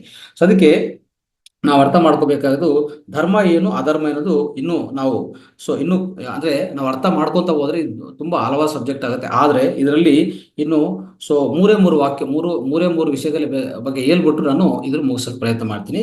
ಅದು ಕೊನೆಯದಾಗಿ ಏನಂತಂದ್ರೆ ಸ್ನೇಹಿತರೆ, ನಾನು ನೋಡಿ, ನಮ್ಮ ಜೀವಿತ ಕಾಲ ಧರ್ಮ ಒಂದಿರುತ್ತೆ, ಇವತ್ತಿನ ಧರ್ಮ ಇರುತ್ತೆ, ಮತ್ತೆ ಇವತ್ತಿನ ಧರ್ಮ ಇರುತ್ತೆ, ಈಗಲೇ ಮಾಡ್ಬೇಕಂತ ಧರ್ಮ ಇರುತ್ತೆ. ಈ ತರ 3 ಧರ್ಮಗಳಿರುತ್ತೆ ಸ್ನೇಹಿತರೆ, ಅರ್ಥ ಮಾಡ್ಕೊಳ್ಳಿ. ಇದನ್ನು ಅದ್ರ ಬಗ್ಗೆ ನಮ್ಗೆ ಅರ್ಥ ಆಗತ್ತೆ. ಸೊ ಅಂದ್ರೆ ನಾವು ನೋಡಿ, ಇದು ಜೀವಿತ ಕಾಲದಲ್ಲಿ ನಾನು ಏನ್ ಮಾಡ್ಬೇಕು, ಅದು ಮಾಡ್ಬೇಕಂದ್ರೆ ಇವತ್ತು ಏನ್ ಮಾಡ್ಬೇಕಾಗತ್ತೆ, ಈಗ್ಲೇ ಏನ್ ಮಾಡ್ಬೇಕಾಗತ್ತೆ, ಇದು ನಾವು ಅರ್ಥ ಮಾಡ್ಕೊಂಡು ಅದು ಪಾಲನೆ ಮಾಡಿದ್ರೆ ಅದು ನೀವು ಸರಿಯಾದ ಧರ್ಮದಲ್ಲಿ ಇದಿರಿ ಅಂತ ಅರ್ಥ ಮಾಡ್ಕೋಬೇಕು ಸ್ನೇಹಿತರೆ. ಅದನ್ನ ಅರ್ಥ ಮಾಡ್ಕೊಳ್ಳಿ. ಸೊ ನೋಡಿ ಏನಾಗಿದೆ ಅಂದ್ರೆ, ಹಿಟ್ಲರ್ ಏನ್ ಮಾಡಿದ್ರು ಅಂದ್ರೆ, ಹಿಟ್ಲರ್ ಒಂದು ನಿರ್ಣಯ ಮಾಡ್ಕೊಂಡಿರ್ತಾರೆ. ಅವನೇನ್ ಮಾಡ್ತಾನೆ ಅಂದ್ರೆ, ಎರಡನೇ ಪ್ರಪಂಚ ಯುದ್ಧ ತಂದು ಕೊಡ್ಬೇಕು ಅಂತ ಅವನು ಭಾವನೆ ಮಾಡ್ಕೊತಾನೆ. ಅವಾಗ ಏನಾಯ್ತು ಅಂದ್ರೆ, ಖಂಡಿತವಾಗಿ ಅವನು ಅದೇ ಮಾಡಿ ಅದನ್ನು ಸಾಧಿಸ್ತಾನೆ ಅಲ್ವಾ. ಎರಡನೇ ಪ್ರಪಂಚ ಯುದ್ಧ ಬಂತು ಅವನಿಂದ ಕಾರಣ ಅಲ್ವಾ. ಅದೇ ತರ ರಮಣ ಮಹರ್ಷಿ ಏನ್ ಮಾಡ್ತಾರೆ, ಅವನು ಇಡೀ ಜೀವಿತಕಾಲ ಮೌನವಾಗಿದ್ದು ಧ್ಯಾನ ಮಾಡ್ಬೇಕಂತ ಇರ್ತಾನೆ, ಅದೇ ಮಾಡ್ತಾನೆ ಅಲ್ವಾ. ಸೊ ಆತರ ಸ್ನೇಹಿತರೆ. ಸೊ ಅಂದ್ರೆ ಇನ್ನೊಂದು ಗಾಂಧಿ ಮಹಾತ್ಮನ ಹೇಳ್ತಾನೆ, ನಾನು ಈ ಭಾರತ ದೇಶದ ಸ್ವಾತಂತ್ರ್ಯ ತಂದು ಕೊಡ್ಬೇಕು ಅಂತ ಏನ್ ಅನ್ಕೊಂತಾನೆ ಜೀವಿತ ಕಾಲದಲ್ಲಿ, ಅವ್ರ ಧರ್ಮ ಆ ನಿರ್ಣಯ ಮಾಡ್ಕೊಂತಾನೆ, ಜೀವಿತ ಕಾಲದಲ್ಲಿ ನಾನು ಈ ಧರ್ಮ ಮಾಡ್ಬೇಕು ಅಂತ ಅನ್ಕೊಂತಾನೆ, ಅದನ್ನು ಪಾಲನೆ ಮಾಡ್ತಾನೆ, ನಮ್ಗೆ ಸ್ವಾತಂತ್ರ್ಯ ಬರುತ್ತೆ. ಮತ್ತೆ ಇಲ್ಲಿ ಏನಾಗತ್ತಂದ್ರೆ, ನಮ್ಮ ಪಿರಮಿಡ್ ಮಾಸ್ಟರ್ ಆಗಿ ನಾವು ಜೀವಿತ ಕಾಲ ಧರ್ಮ ಏನ್ ಪಾಲಿಸ್ಬೇಕು, ಎಲ್ಲರಿಗೂ ಅರ್ಥ ಆಗಿರೋ ವಿಷಯ, ಧ್ಯಾನ ತಿಳ್ಕೋಬೇಕು, ಧ್ಯಾನ ಮಾಡ್ತಾ ಇರಬೇಕು, ಅಹಿಂಸದ ಬಗ್ಗೆ ಪ್ರಚಾರ ಮಾಡಬೇಕು, ಸಸ್ಯಾಹಾರ ಬಗ್ಗೆ ಎಲ್ಲರೂ ತಿಳಿಸ್ಕೊಡ್ಬೇಕು, ಪಿರಮಿಡ್ಗಳು ಕಟ್ಟಬೇಕು, ಪಿರಮಿಡ್ಗಳು ಕಟ್ಟಬೇಕಂತ ಎಲ್ಲರಿಗೂ ಪ್ರೋತ್ಸಾಹ ಕೊಡಬೇಕು. ಇಂಥದೆಲ್ಲ ಮಾಡ್ಬೇಕಂತ ನಮ್ಮ ನಾವೆಲ್ಲರೂ ಪಿರಮಿಡ್ ಮಾಸ್ಟರ್ ಆಗಿ ಇದನ್ನು ಪಾಲಿಸೋದು, ಇದನ್ನು ಗುರ್ತಿಸೋದು ನಮ್ಮ ಧರ್ಮ ಆಗತ್ತೆ. ಅದನ್ನೇ ಇಡೀ ನಮ್ಮ ಜೀವನದಲ್ಲಿ ಈ ಧರ್ಮನೇ ನಾವು ಮಾಡ್ತಾ ಹೋಗ್ತೀವಿ ಸ್ನೇಹಿತರೆ. ಸೊ ನಾವು ಇನ್ನೊಂದೇನ ಸ್ನೇಹಿತರೆ, ನಮ್ಮ ಜೀವನದಲ್ಲಿ ನಾಳೆ ಬರತ್ತಂತ ಏನು ಅನ್ಕೊಳಕ್ ಹೋಗ್ಬೇಡಿ. ನಾಳೆ ಅಂತದ್ದು ಒಂದು ಇರ್ಬೋದು, ಆದ್ರೆ ನಾಳೆ ಅಂತದ್ದು ಯಾವುದು ಅಸ್ತಿತ್ವದಲ್ಲಿ ಇಲ್ಲ, ನಾಳೆ ಇನ್ನೂ ಬಂದಿಲ್ಲ. ಈಗಿರೋದು ಏನ್ ಗೊತ್ತಾ, ಈಗಿರೋದು ನೀವು ಇಲ್ಲಿ ಇದ್ದೀರಿ ಅಂದ್ರೆ ಈಗಿರೋಂತ ಈ ಕ್ಷಣ ನಿಮ್ದು, ಅರ್ಥ ಮಾಡ್ಕೊಳ್ಳಿ. ಈ ಕ್ಷಣದಲ್ಲಿ ನೀವು ಏನ್ ಮಾಡ್ಬೇಕು, ಅದು ಕರೆಕ್ಟ್ ಆಗಿ ಮಾಡಿದ್ರೆ ಅದು ಧರ್ಮನು ನಿರ್ವರ್ತಿಸಕ್ಕೆ ಸಹಾಯ ಆಗುತ್ತೆ ಸ್ನೇಹಿತರೆ. ಅದಕ್ಕೋಸ್ಕರ ಸೊ ಅದೇನಾಗತ್ತಂದ್ರೆ, ಯಾವುದೇ ವಿಷಯ ನಾಳೆ ಇದೆ, ನಾಳೆ ಮಾಡ್ತೀನಿ ಅಂತ ಅನ್ಕೊಡೋದು ಅದು ಧರ್ಮ ಆಗಲ್ಲ. ಇವತ್ತಿನೇ ನೀವು ಏನ್ ಮಾಡ್ತೀರೋ ಅದನ್ನು ಕರೆಕ್ಟ್ ಆಗಿ ನೀವು ಪಾಲನೆ ಮಾಡಿಕೊಂಡು ಇವತ್ತು ಅದು ನೀವು ಖಂಡಿತವಾಗಿ ಮಾಡಿದ್ರೆ, ನೋಡಿ, ನಾನು ಇನ್ನೊಂದು ದಿವಸ ಧ್ಯಾನ ಹೇಳ್ಕೊಡ್ತೀನಿ, ತೊಂದರೆ ಇಲ್ಲ, ಇನ್ನು ಇನ್ನು 10 ದಿವಸ ಆದ್ಮೇಲೆ ಧ್ಯಾನ ಹೇಳ್ಕೊಡ್ತೀನಿ, ನಾನು ಫ್ರೀ ಇರುವಾಗ ನಾನು ಧ್ಯಾನ ಹೇಳ್ಕೊಡ್ತೀನಿ, ಅದೆಲ್ಲ ಸಾಧ್ಯವಾಗಲ್ಲ. ಯಾವಾಗ್ಲೂ ಅಷ್ಟೇ, ನಿಮ್ಮ ಹತ್ರ ಯಾರೋ ಬರ್ತಾ ಇದ್ದಾರೆ, ನಿಮ್ಮನ್ನು ಧ್ಯಾನ ಹೇಳ್ಕೊಡಿ ಅಂತ ಕೇಳುವಾಗ, ಅವಾಗ ಇವತ್ತಿನ ದಿವಸ ನೀವು ಏನ್ ಮಾಡ್ತೀರೋ ಅದು ಮುಂದಿನ ದಿವಸಕ್ಕೆ ಅದು ಉಪಯೋಗ ಆಗುತ್ತೆ, ಆ ಧರ್ಮ ಪಾಲನೆ ಮಾಡಕ್ಕೆ ನಿಮ್ಗೆ ಅವಕಾಶ ಕೊಡುತ್ತೆ ಸ್ನೇಹಿತರೆ. ಅದಕ್ಕೋಸ್ಕರ ಸೊ ನೋಡಿ, ನಮ್ಮ ಗುರುಗಳು ಏನ್ ಮಾಡಿದ್ರೆ ಅಂದ್ರೆ, ಅವ್ರ ಜೀವಿತ ಪ್ರಣಾಳಿಕದಲ್ಲಿ ಜೀವಿತ ಧ್ಯೇಯ ಒಂದು ಇಟ್ಕೊಂಡಿದ್ದಾರೆ. ಏನಂತದು, ನಾನು ಇಡೀ ಪ್ರಪಂಚಕ್ಕೆ ತಿರುಗಾಡಿ ಪ್ರಪಂಚಕ್ಕೆಲ್ಲ ಧ್ಯಾನ ಹೇಳ್ಕೊಡ್ಬೇಕಂತ ಅನ್ಕೊಂಡು 40 ವರ್ಷ ಕಾಲ ಅವರು ಓಡಾಡಿ ಎಲ್ಲರಿಗೂ ಧ್ಯಾನ ಹೇಳ್ಕೊಟ್ಟಿದ್ದಾರೆ. ಅದು ಅವ್ರ ಜೀವಿತ ಪ್ರಣಾಳಿಕೆ. ಆ ಜೀವಿತ ಪ್ರಣಾಳಿಕೆನ ಏನ್ ಮಾಡಿದ್ರು ಅವರು, ಪ್ರತಿ ದಿವಸ ಪಾಲನೆ ಮಾಡಿದ್ದಾರೆ, ಪ್ರತಿ ದಿವಸನೂ ಪಾಲನೆ ಮಾಡ್ತಾ ಹೋಗಿದ್ದಾರೆ. ಆ ತರದಲ್ಲಿ ಅವರು ಉದ್ಯೋಗ ವಿರಮಣೆ ಮಾಡಕ್ ಮುಂಚೆ, ಉದ್ಯೋಗ ವಿರಮಣಕ್ಕೋಸ್ಕರ ಏನ್ ಮಾಡಿದ್ರು, ತುಂಬಾ ಕಾಯ್ದಾರೆ. ಅವರು ತುಂಬಾ ಕಾಯ್ತಾ ಇದ್ರು. ಏನಂತಂದ್ರೆ, ಯಾವಾಗ ನಾನು ಉದ್ಯೋಗ ವಿರಮಣೆ ಮಾಡ್ತೀನಿ, ಯಾವಾಗ ನನ್ನ ಜೀವಿತ ಪ್ರಣಾಳಿಕೆ ನನಗೆ ಅರ್ಥ ಆಗಿದೆ, ಅಂದ್ರೆ ಅವರ ಜೀವಿತ ಪ್ರಣಾಳಿಕೆ ಅವ್ರಿಗೆ ಅರಿವು ಬಂದಿದೆ. ಏನಂತ, ನನ್ನ ಜೀವಿತ ಉದ್ದೇಶ ಇದು, ಜೀವಿತ ಪ್ರಣಾಳಿಕೆ ಇದು ನಾನು ಮಾಡ್ಬೇಕು ಅಂತ ಅನ್ಕೊಂಡು ಅವರು ಉದ್ಯೋಗ ವಿರಮಣಕ್ಕೋಸ್ಕರ ಕಾಯ್ತಾ ಇದ್ರು. ಯಾವಾಗ ಉದ್ಯೋಗ ವಿರಮಣೆ ಮಾಡ್ತಾರೋ ಆವಾಗ ಶುರು ಮಾಡ್ತಾರೆ ಅಷ್ಟೇ. ಶುರು ಮಾಡಿ ಅವ್ರ ಜೀವಿತ ಪ್ರಣಾಳಿಕೆಯನ್ನು ನಿರ್ವರ್ತಿಸಿಕೊಂಡಿದ್ದಾರೆ. 40 ವರ್ಷ ಕಾಲ ನಿರಂತರ ಧ್ಯಾನ ಹೇಳ್ಕೊಡೋದು, ಧ್ಯಾನ ಮಾರ್ಗದಲ್ಲಿದ್ದು ಆ ಧ್ಯಾನ ಎಲ್ಲರಿಗೂ ತಿಳಿಸ್ಕೊಟ್ಟಿದ ಮೇಲೆ ನಾವೆಲ್ಲರೂ ಇಲ್ಲಿ ಬಂದು ಕೂತ್ಕೊಂಡು ಈಗ ಈ ಸತ್ಸಂಗ ಮಾಡ್ತಾ ಇದ್ದಾರೆ ಅಂದ್ರೆ ಕಾರಣ, ಅವರು ಜೀವನ ಉದ್ದೇಶ ಏನಿತ್ತು ಆ ಜೀವಿತ ಪ್ರಣಾಳಿಕೆಯನ್ನು ಅವರು ನಿರ್ವರ್ತಿಸಿದ್ದಾರೆ, ಅವ್ರ ಧರ್ಮ ಅವರು ನಿರ್ವರ್ತಿಸಿದ್ದಾರೆ. ಅದಕ್ಕೋಸ್ಕರ ನಾವೆಲ್ಲ ಕೂತಿದ್ವಿ, ಇಲ್ಲಾಂದ್ರೆ ಈ ಅವಕಾಶ ಇಲ್ಲ ನಮ್ಗೆಲ್ಲರಿಗೂ. ಅದೇ ತರ ಸ್ನೇಹಿತರೆ, ಗೌತಮ್ ಬುದ್ಧ ಬಗ್ಗೆ ಅರ್ಥ ಮಾಡ್ಕೊಳ್ಳಿ.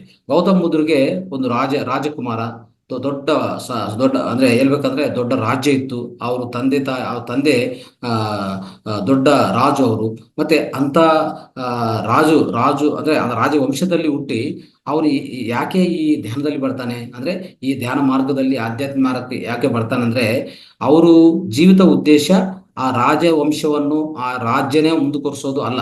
ಅವ್ರ ಜೀವನ ಉದ್ದೇಶ ಅದಲ್ಲ, ಅವ್ರ ಜೀವನ ಪ್ರಣಾಳಿಕೆ ಅದಲ್ಲ. ಅದಕ್ಕೋಸ್ಕರ ಅದನ್ನು ಗುರುತಿಸಿ ಏನ್ ಮಾಡ್ತಾನೆ, ಆ ಫ್ಯಾಮಿಲಿದಿಂದ ಪ್ಯಾಲೇಸ್ ಇಂದ, ಅರಮನೆಯಿಂದ ಆಚೆ ಕಡೆ ಬಂದು ಈ ಸತ್ಯದ ಬಗ್ಗೆ ಶೋಧನೆ ಮಾಡಿ, ಸತ್ಯ ಅಂದ್ರೆ ಏನು ಅಂತ ಕಂಡುಹಿಡಿದ ಮೇಲೆ ಅವರು ಇಡೀ ಪ್ರಪಂಚಕ್ಕೆ ಧ್ಯಾನ ಹೇಳ್ಕೊಡುವಾಗ ಅದು ಅವ್ರ ಜೀವನ ಧರ್ಮ ಆಗಿರ್ತದೆ, ಅವನ ಜೀವನ ಪ್ರಣಾಳಿಕೆ ಆಗಿರ್ತದೆ. ಅರ್ಥ ಮಾಡ್ಕೊಳ್ಳಿ. ಸೊ ಈ ತರ ಪ್ರತಿಯೊಬ್ಬರಿಗೂ ಸ್ನೇಹಿತರೆ ಈ ಧರ್ಮ ಅನ್ನೋದು ಪ್ರತಿಯೊಬ್ಬರಿಗೆ ಇರುತ್ತೆ. ಆ ಧರ್ಮವನ್ನು ನಾವು ಗುರುತಿಸಿದ ಮೇಲೆ ಖಂಡಿತವಾಗಿ ಆ ಧರ್ಮ ನಾವು ಪಾಲಿಸ್ಬೇಕಾಗತ್ತೆ. ಯಾವಾಗ ನಾವು ಧರ್ಮ ಗುರುತಿಸಿ ಆ ಧರ್ಮನ ಪಾಲಿಸಿಲ್ಲ ಅಂದ್ರೆ ಏನಾಗತ್ತೆ ಗೊತ್ತಾ, ಪುನರಪಿ ಜನನಂ ಪುನರಪಿ ಮರಣಂ ಪುನರಪಿ ಜನನಿ ಜಠರೇಶೇನಂ. ನೋಡಿ, ಪುನರಪಿ ಜನನಂ ಪುನರಪಿ ಮರಣಂ ಪುನರಪಿ ಜನನಿ ಜಠರೇಶೇನಂ ಅಂದ್ರೆ ತಿರ್ಗಾ ನಾವು ಜನ್ಮಗಳು ತಗೊಂತಾನೆ ಇರ್ಬೇಕಾಗತ್ತೆ. ಸೊ ಅಂದ್ರೆ ನೀವು ಎಷ್ಟುವರೆಗೂ ನೀವು ಅಧರ್ಮನ ಪಾಲಿಸ್ತಿರೋ, ಎಷ್ಟುವರೆಗೂ ನೀವು ಅಧರ್ಮ ಪಾಲಿಸ್ತಾನೆ ಇರ್ತಿರೋ, ಧರ್ಮನ ಪಾಲಿಸ್ತಾ ಇಲ್ಲ ಅಂದ್ರೆ ಅವಾಗ ಏನಾಗುತ್ತೆ ಗೊತ್ತಾ, ಪದೇ ಮತ್ತೆ ನೀವು ಈ ಭೂಮಿ ಮೇಲೆ ತಿರ್ಗಾ ಮತ್ತೆ ಬರ್ಬೇಕಾಗತ್ತೆ. ತಿರ್ಗಾ ಮಾತು ಗರ್ಭದಲ್ಲಿ ಪ್ರವೇಶ ಮಾಡ್ಬೇಕಾಗತ್ತೆ, ಜನ್ಮ ಪಡೆಯಬೇಕಾಗತ್ತೆ. ಅಂದ್ರೆ ಅರ್ಥ ಏನಂದ್ರೆ, ಸೊ ನೀವು ಸರಿಯಾದ ಧರ್ಮ ಅರ್ಥ ಮಾಡಿಕೊಂಡು ಆ ಧರ್ಮ ನಿರ್ವರ್ತಿಸಿದ್ರೆ ಪದೇ ನೀವು ಮತ್ತೆ ಭೂಮಿ ಮೇಲೆ ಬರಕ್ಕೂ ಅವಶ್ಯಕತೆ ಇಲ್ಲ. ಅದನ್ನ ಅರ್ಥ ಮಾಡ್ಕೊಳ್ಳಿ.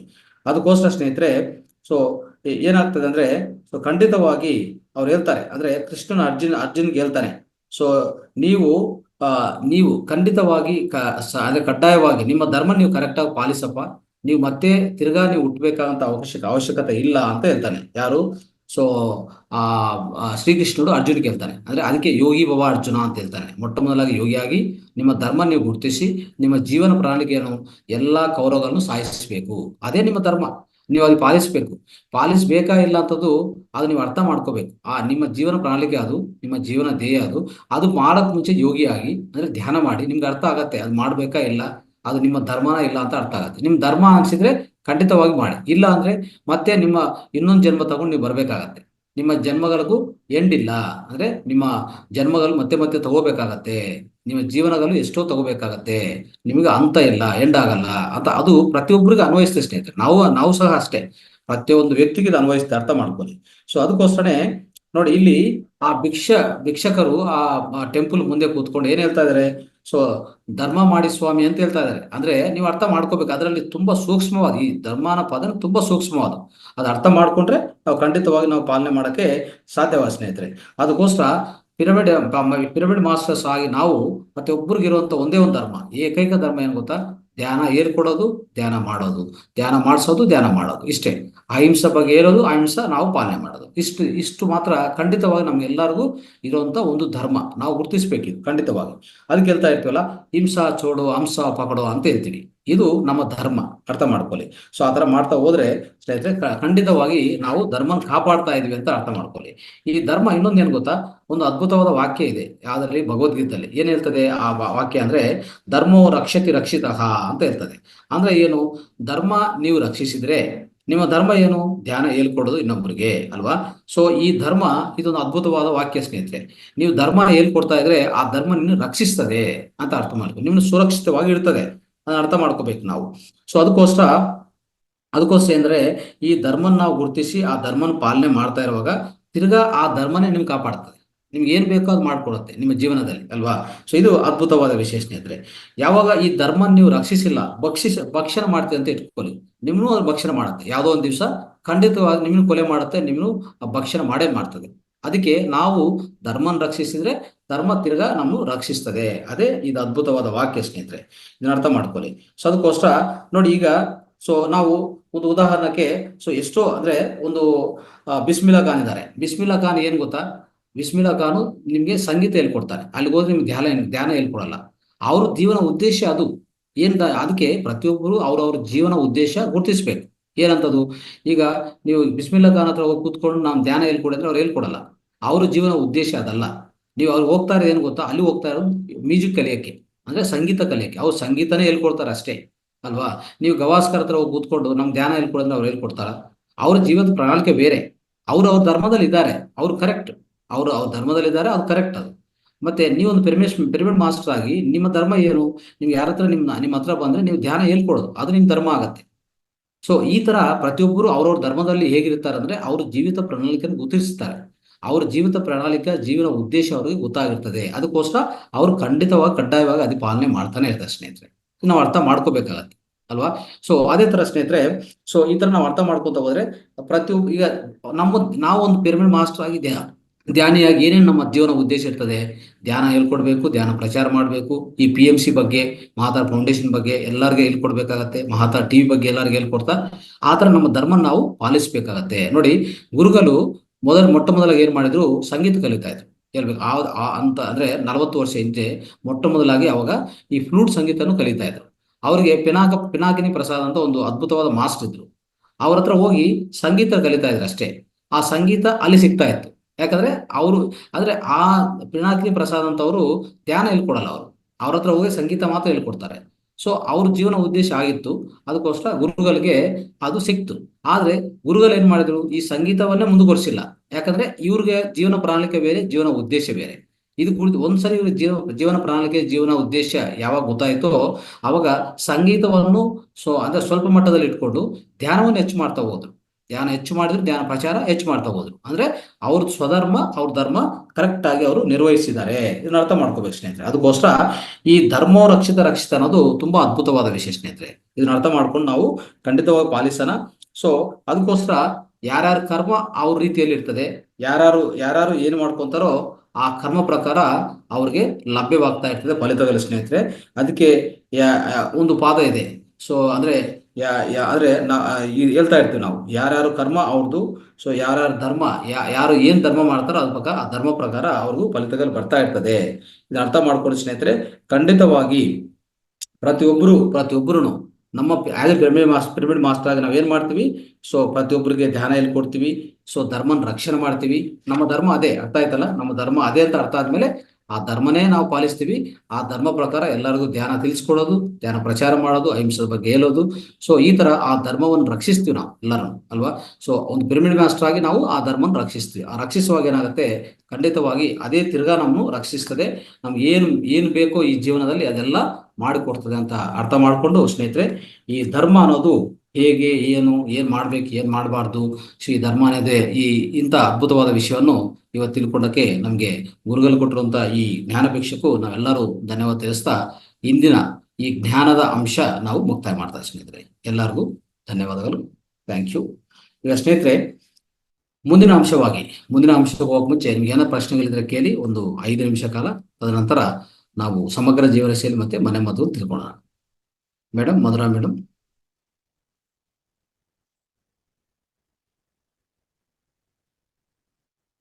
ನಮಸ್ತೆ ಮಾಸ್ಟರ್ಸ್. ಇವತ್ತಿನ ಆಧ್ಯಾತ್ಮಿಕ ಜ್ಞಾನ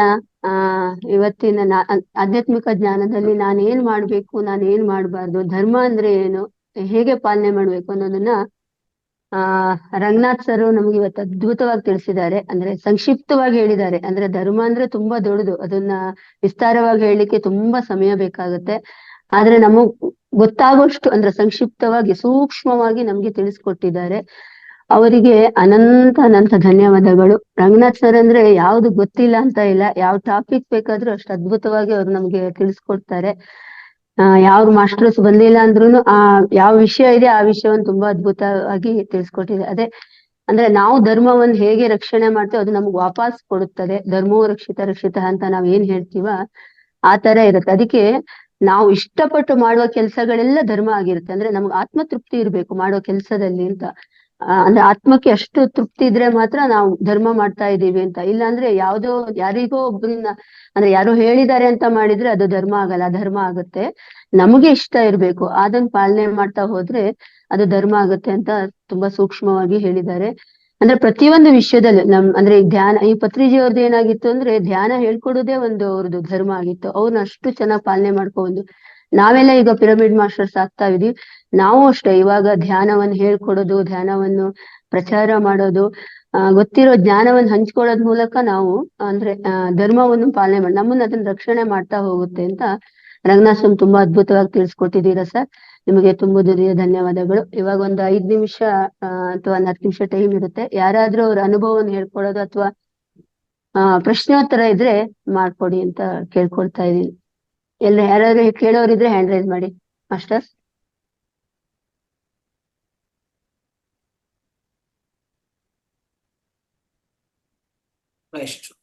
ಉಮಾ ಮೇಡಮ್ ಮಾತಾಡಿ.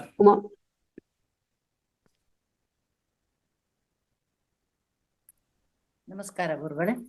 ನಮಸ್ಕಾರ. ನಾಗರಾಜ್ ಗುರುಗಳಿಗೆ ಕೂಡ ನಮಸ್ಕಾರ. ನಿಜವಾಗೂ ಇವತ್ತು ಧರ್ಮದ ಬಗ್ಗೆ ಸವಿಸ್ತಾರವಾಗಿ ತಾವು ಹೇಳ್ಕೊಟ್ಟಿದ್ದೀರ. ಇಷ್ಟು ಧರ್ಮದಲ್ಲಿ ಗೂಢವಾದಂತ ಅರ್ಥ ಅಡಗಿದೆ ಅಂತ ಗೊತ್ತಿರ್ಲಿಲ್ಲ. ಒಟ್ಟ ನಮ್ಮ ಧರ್ಮ ಹಿಂದಿನಿಂದ ಪಾಲಿಸ್ಕೊಂಡು ಬಂದಿದಾರ. ನಾವು ಕೂಡ ಅದನ್ನ ರೀತಿ ನೀತಿಯಂತೆ ರೂಢಿಸ್ಕೊಂಡು ಹೋಗ್ಬೇಕನ್ನೋಂಥದ್ದು ಅಷ್ಟ ಗುರ್ತು. ಆದ್ರೆ ಇದರಲ್ಲಿ ಇಷ್ಟು ಅರ್ಥ ಇದೆ. ಪ್ರತಿಯೊಬ್ಬರು ತ್ಯಾಗಿಗಳು, ಧ್ಯಾನಿಗಳು ಅದರ ಡೆಫಿನೇಷನ್ ಈ ರೀತಿ ಅಂತ ಹೇಳಿದಾರಲ್ಲ, ಬಹಳಷ್ಟು ಶ್ಲಾಘನೀಯ. ಏನಂದ್ರೆ ಧರ್ಮ ಹೇಳೋದು, ಪಾಂಡವರು ಕರ್ಮ ಮಾಡೋದು ಕೌರವರು ಅಂತ ತಾವು ಹೇಳಿದ್ರೆ ಅದು ನಿಜ. ಆದ್ರ ಈ ಧರ್ಮವನ್ನ ಹೇಳಿಕೊಡುವಂತ ಶ್ರೀಕೃಷ್ಣ ಪರಮಾತ್ಮ ಇತ್ತೀಚಿನ ಜಗತ್ತಿನಲ್ಲಿ ಧ್ಯಾನಿಗಳ ಮುಖಾಂತರ ಸಾಕಷ್ಟು ಜನ ಆಗ್ತಾ ಇದ್ದಾರೆ. ಅದನ್ನು ಕೇಳುವಂತಹ ಕೌರವರು ಬಹಳಷ್ಟು ಕಡಿಮೆ ಆಗಿದ್ದಾರೆ. ಆದ್ರೂ ಎಲ್ಲೋ ಇದ್ದಾರೆ. ಇತ್ತೀಚೆಗೆ ಈ ಧ್ಯಾನದ ತಿಳುವಳಿಕೆ ಮೂಡಿದಾಗ್ಲಿಂದ ಅವರು ಶ್ರೀಕೃಷ್ಣ ಪರಮಾತ್ಮ ಹೇಳಿದ ಹಾಗೆ ನಡೀತಾ ಇದ್ದಾರೆ. ಆಮೇಲೆ ಇನ್ನೊಂದು ಏನ್ ಹೇಳಿದ್ರೆ ಅಂದ್ರೆ ತಾವು ಸೀತಾಮಾತೆ ದೈವತ್ವವಾಗಿದ್ಲು, ಅದ್ಭುತವಾಗಿದ್ಲು, ಆಕೆಯಲ್ಲಿ ದೈವಶಕ್ತಿ ಇತ್ತು ಅನ್ನುವಂತಹ ಮಾತನ್ನ ಹೇಳಿದ್ರಿ. ದ್ರೌಪದಿಗೆ ಅರ್ಹತೆ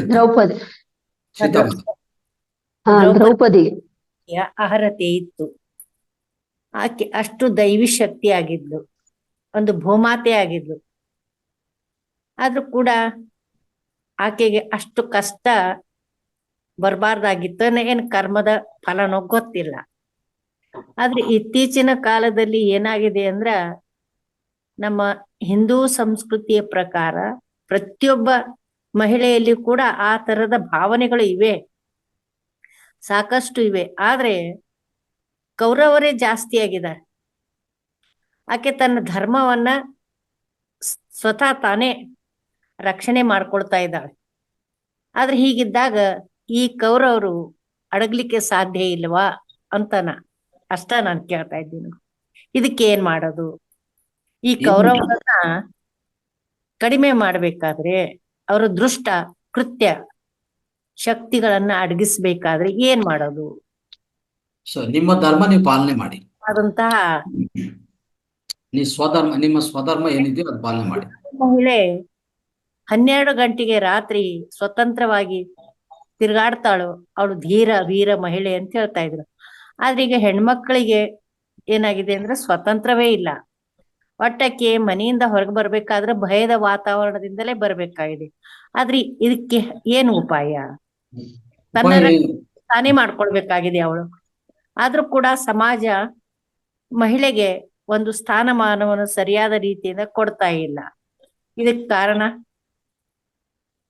ನಿಮ್ಮ ಪ್ರಶ್ನೆ ಮುಗಿಸಿದ್ರೆ ನಾನು ಜವಾಬ್ ಕೊಡ್ತೀನಿ. ಪ್ರಶ್ನೆ ಕೇಳ್ತಾ ಇದ್ರೆ ನಾನು ಜವಾಬ್ ಕೊಡೋಕೆ ಸಾಧ್ಯವಿಲ್ಲ ಅಲ್ವಾ? ಮುಗೀತು ಗುರು. ಪ್ರಶ್ನೆ ಮುಗಿತಾ? ಓಕೆ. ಇಲ್ಲಾಂದ್ರೆ ಆ ಪ್ರಶ್ನೆನೇ ಒಂದು ಸ್ಪೀಚ್, ಒಂದು ಭಾಷಣ ಆಗ್ತಾ ಇದೆ. ಇದ್ರ ಬಗ್ಗೆ ಹೇಳೋ ಸಾಕಿದೆ, ಏನು ಸಾಕಷ್ಟು ಇದ್ರ ಬಗ್ಗೆ.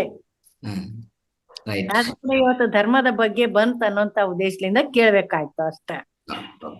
ಇದು ಏನಾಗುತ್ತಂದ್ರೆ ಒಂದು ಯುಗ ಧರ್ಮನೂ ಇರ್ತದೆ, ಅರ್ಥ ಮಾಡ್ಕೊಳ್ಳಿ. ಯುಗ ಧರ್ಮ ಅಂತ ಇನ್ನೊಂದಿದೆ. ನಾವು ಇಲ್ಲಿ ಜೀವಿತ ಧರ್ಮ, ಇವತ್ತಿನ ಧರ್ಮ, ಇತ್ತೀಚಿನ ಧರ್ಮ ಅಂತ ಒಂದಿದೆ, ಅರ್ಥ ಇದೆ. ಅದೇ ತರ ಒಂದು ಯುಗ ಧರ್ಮ ಇರುತ್ತೆ. ಯುಗ ಧರ್ಮ ಏನ್ ಗೊತ್ತಾ? ಆ ಯುಗದಲ್ಲಿ ಧರ್ಮ ಎಷ್ಟಿರ್ಬೇಕು, ಅಧರ್ಮ ಎಷ್ಟಿರ್ಬೇಕು ಅಷ್ಟೇ ಇರುತ್ತೆ. ಈಗ ಕಲಿಯುಗದಲ್ಲಿ ಇದ್ವಿ ನಾವು. ಕಲಿಯುಗದಲ್ಲಿ ಹೆಚ್ಚಾಗಿ ಅಧರ್ಮ ಇರುತ್ತೆ, ಕಡಿಮೆಯಾಗಿ ಧರ್ಮ ಇರುತ್ತೆ ಇಲ್ಲಿ. ಅಂದ್ರೆ ಇದೇನಾಗ್ತದೆ ಅಂದ್ರೆ ಮಾಡ್ಬೇಕಾಗಿರೋದು ಮಾಡಲ್ಲ, ಏನ್ ಮಾಡಬಾರ್ದು ಅದೆಲ್ಲ ಮಾಡ್ತಾ ಇರ್ತಾರೆ ಇಲ್ಲಿ, ಅರ್ಥ ಮಾಡ್ಕೊಳ್ಳಿ.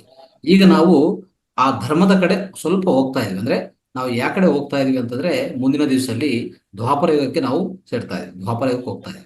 ಅಲ್ಲಿ ಮತ್ತೆ ಧರ್ಮದ ಹೆಚ್ಚಾಗಿ ಪಾಲನೆ ಮಾಡ್ತದೆ. ಓಕೆ, ಅದಕ್ಕೋಸ್ಕರ ಈ ಎಲ್ಲ ಬದಲಾವಣೆಗಳು ಆಗ್ತಾ ಇರೋದು. ಈ ಬದಲಾವಣೆ ಜಗತ್ತ ನಿಯಮ ಅಂತ ಹೇಳ್ತೀವಲ್ಲ, ಈ ಬದಲಾವಣೆ ಅನ್ನೋದು ಆಗ್ತಾ ಇದೆ ಅಂದ್ರೆ ಅರ್ಥ ಏನು ಗೊತ್ತಾ? ಅದು ಮುಂದಿನ ದಿವಸದಲ್ಲಿ ಅದು ಬಂದೇ ಬರುತ್ತೆ, ಅದು ಎಲ್ಲಿ ಹೋಗಲ್ಲ. ನೀವು ನೀವು ನಿಮ್ಮ ಸ್ವಂತ ಧರ್ಮ ಏನಿದೆಯೋ ಆ ಸ್ವಧರ್ಮ ಪಾಲನೆ ಮಾಡಿ ಅಷ್ಟೇ. ಹೆಚ್ಚಾಗಿ ನಾವು ಆಚೆ ಕಡೆ ಏನಾಗ್ತಾ ಇದೆ, ಏನ್ ಆಗಿಲ್ಲ, ಏನ್ ಆಗ್ತಾ ಇದೆ ಅಂತ ಅನ್ನೋದು ತಿಳ್ಕೊಳ್ಳೋದು ನಿಮ್ಮ ಧರ್ಮ ಅಲ್ಲ, ಅದು ಪ್ರಕೃತಿ ಧರ್ಮ, ಅದು ನೋಡ್ಕೊಂತದೆ. ನಿಮ್ಮ ಧರ್ಮ ಅಲ್ಲ. ನಿಮ್ಮ ಸ್ವಧರ್ಮ ಪಾಲನೆ ಮಾಡೋದು ಅದು ಸ್ವಂತ ಧರ್ಮ ಆಗ್ತದೆ. ಸ್ವಧರ್ಮ ನೀವು ಪಾಲನೆ ಮಾಡ್ಲೇಬೇಕು. ನೀವೀಗ ಧ್ಯಾನ ಮಾಡ್ತಾ ಇದ್ದೀರಾ, ಧ್ಯಾನ ಮಾಡ್ತಾ ಇರಿ, ಅದು ನಿಮ್ಮ ಧರ್ಮ. ಓಕೆ, ಧ್ಯಾನ ಗೊತ್ತಿದೆಯಾ, ಮಾಡ್ತಾ ಇದ್ದೀರಾ, ಅದು ನಿಮ್ಮ ಧರ್ಮ ಆಗುತ್ತೆ. ನೋಡಿ, ಈಗ ಒಂದು ಮರ ಇದೆ, ನಾವು ಒಂದು ಎಕ್ಸಾಂಪಲ್ ಕೊಟ್ಟಿದ್ನಲ್ಲ, ಒಂದು ಮರ ಇದೆ. ಮರ ಅದು ಎಲ್ಲ ಸುತ್ತಮುತ್ತ ಮಾಡೋಂತ ಎಲ್ಲ ನೋಡಿ ಇವ್ರೇನಪ್ಪ ಹಿಂಗೆಲ್ಲಾ ಮಾಡ್ತಾರೆ, ಎಲ್ಲಾ ಧರ್ಮನೆ, ಎಲ್ಲಾ ಅನ್ಯಾಯ ಮಾಡ್ತಾ ಇದ್ದಾರೆ ಜನ ಅಂತ ಹೇಳ್ಬಿಟ್ಟು ಅದು ಕಾರ್ಬನ್ ಡೈಆಕ್ಸೈಡ್ ತಗೊಂಡು ಆಕ್ಸಿಜನ್ ಬಿಟ್ಟಿಲ್ಲ ಅಂದ್ರೆ ಏನಾಗ್ತದೆ ಇಲ್ಲಿ? ಇಡೀ ಮಾನವ ಕುಲನ ಸತ್ತೋಗ್ತದೆ, ಎಲ್ಲಾ ಪಕ್ಷಿಗಳು, ಜಂತುಗಳು ಎಲ್ಲ ಸತ್ತೋಗ್ತದೆ. ಅದು ಮಾಡಬಾರ್ದು, ಬಿಡಿ. ಅದು ಎಲ್ಲಾದ್ರ ಬಗ್ಗೆ ನಾವು ಯೋಚನೆ ಮಾಡೋಕ್ಕಾಗಲ್ಲ. ಈ ಪ್ರಕೃತಿ ನೋಡ್ಕೊಂತದೆ ಅದೆಲ್ಲ. ಅದು ಪ್ರಕೃತಿ ದೊಡ್ಡದು, ನಮ್ಗಿಂತ ನಾವು ಸೂಕ್ಷ್ಮ. ಅಂದ್ರೆ ನಾವಿರೋದು ಸ್ವಲ್ಪ ಮಟ್ಟಕ್ಕೆ ಅಷ್ಟೇ. ಒಂದು ವ್ಯಕ್ತಿ ಆಗಿರ್ಬೋದು, ನಾವು ವ್ಯಕ್ತಿಯಾಗಿ ಒಂದು ಶಕ್ತಿಯಾಗಿ ಏನ್ ಮಾಡ್ಬೋದು ಅದು ಖಂಡಿತವಾಗಿ ಕಡ್ಡಾಯವಾಗಿ ಮಾಡ್ಬೇಕು. ಅದಕ್ಕೆ ಧರ್ಮೋ ರಕ್ಷಿತ ಅನ್ನೋದು, ನಿಮ್ಮ ಧರ್ಮ ನೀವು ಸರಿಯಾಗಿ ಪಾಲನೆ ಮಾಡಪ್ಪ, ನಿಮ್ಗೆ ಆ ಧರ್ಮ ನಿಮ್ಗೆ ರಕ್ಷಿಸ್ತದೆ ಅಂತ ಹೇಳ್ತಾರೆ. ಅದ್ ಬಿಟ್ಟು ಇಡೀ ಪ್ರಕೃತಿ ಧರ್ಮ ನೀವು ಪಾಲನೆ ಮಾಡುತ್ತೆ ಯಾರೆಲ್ಲ, ಅದೇನಾಗುತ್ತೆ? ಅದು ದೊಡ್ಡ ಪ್ರಮಾಣ, ಇದು ಸಣ್ಣ ಪರಿಮಾಣ. ಈ ಸಣ್ಣ ಪ್ರಮಾಣ ಏನಿದೆ ನಾವು ಪಾಲನೆ ಮಾಡೋಣ, ದೊಡ್ಡ ಪ್ರಮಾಣ ಏನಿದೆ ಪ್ರಕೃತಿ ಬಿಟ್ಬಿಡಿ, ಪ್ರಕೃತಿ ನೋಡ್ಕೊತದೆ ಯಾರನ್ನು ಏನ್ ಮಾಡ್ಬೇಕು. ನೋಡಿ, ಈಗ ವಯನಾಡಲ್ಲಿ ಆಗ್ತಾ ಇದೆ. ವಯನಾಡಲ್ಲಿ ಏನಾಗ್ತಾ ಇದೆ? ನಾನು ನಿನ್ನೆ ಒಂದು ಕಳ್ಸಿದೀನಿ, ಒಂದು ಪೋಸ್ಟ್, ಯಾವ್ದ್ರಲ್ಲಿ ನಮ್ಮ ಎಲ್ಲಾ ಗ್ರೂಪ್ ಕಳ್ಸಿದೀನಿ. ಅಲ್ಲಿ ಏನಾಗಿದೆ, ಈ ಎಲಿಫೆಂಟ್ ಗರ್ಭವತಿ ಇರುವಾಗ ಅದಕ್ಕೂ ಆಹಾರದಲ್ಲಿ ಬಾಂಬ್ ಬಿಟ್ಟು ಆ ಆಹಾರ ಕೊಡ್ತಾರೆ. ಒಳಗಡೆ ಗರ್ಭವತಿ ಇರುವಾಗ ಅದೆಲ್ಲ ಬರ್ಸ್ಟ್ ಆಗಿ, ಓಕೆ, ಅದು ಸಾವು ಅನುಭವಿಸ್ತದೆ. ಆ ಒಳಗಡೆ ಇರುವಂತ ಎಲಿಫೆಂಟು ಸತ್ತೋದ ಮೇಲೆ ಅದು ನೋಡಕ್ಕಾಗಿಲ್ಲ, ಹೋಗಿ ನೀರಲ್ಲಿ ಜಂಪ್ ಆಗಿ ನೀರಲ್ಲಿ ಸಾಯ್ತದೆ. ಯಾವುದು? ಎಲಿಫೆಂಟ್. ಈಗೇನಾಗಿದೆ ಅಲ್ಲಿ? ಅಧರ್ಮ ಆಯ್ತು ಅಲ್ವಾ? ಆ ಅಧರ್ಮ ಏನಾಗಿದೋ ಆ ಅಧರ್ಮನ ಅವ್ರು ಪಾಲನೆ ಮಾಡಿದ್ದಾರೆ ಆ ಜನ. ಇವತ್ತು ಗೊತ್ತಾ, ಮಲ್ಲಾಪುರಂ ಅಂತ ಒಂದು ಸಣ್ಣ ಗ್ರಾಮ, ಮಲ್ಲಾಪುರಂ ಪೂರ್ತಿ ಹೊಟ್ಟೋಗಿದೆ. ಎಲ್ಲ ಜನ ಹೊಟ್ಟೋಗಿದೆ, ಒಬ್ಬರು ಇಲ್ಲ. ಮಲ್ಲಾಪುರಂ ಅಂತ ಆ ಗ್ರಾಮದಲ್ಲಿ ಆಗಿರುವಂತ ಈ ಘಟನೆ ಈಗ ಇತ್ತೀಚಿನ ಒಂದು ವಾರ ಕೆಳಗಡೆ ಎಲ್ಲ ಆಗ್ತಾ ಇರುವಂತ ಪರಿಣಾಮ ಏನಂದ್ರೆ, ಅಲ್ಲಿ ಅಂದ್ರೆ ಭಾರಿಯಾಗಿ ಮಳೆ ಬಂತಲ್ಲ, ಅಲ್ಲಿಂದ ಎಲ್ಲ ಆ ಊರೇ ಆ ಇಡೀ ವಿಲೇಜೇ ಹೊಟ್ಟೋಗಿದೆ. ಅರ್ಥ ಆಯ್ತಾ? ಇದು ಅಧರ್ಮ ಅನ್ನೋದು. ಅದಕ್ಕೆ ಧರ್ಮೋ ರಕ್ಷಿತ ಅಂತ ಯಾಕೆ ಹೇಳ್ತೀವಿ ಅಂದ್ರೆ, ಅವರು ಆ ಧರ್ಮನ ಪಾಲಿಸಿದ್ದಾರೆ, ಆ ಅಧರ್ಮ ಅನುಭವಿಸ್ತಾ ಇದ್ದಾರೆ ಅಷ್ಟೇ.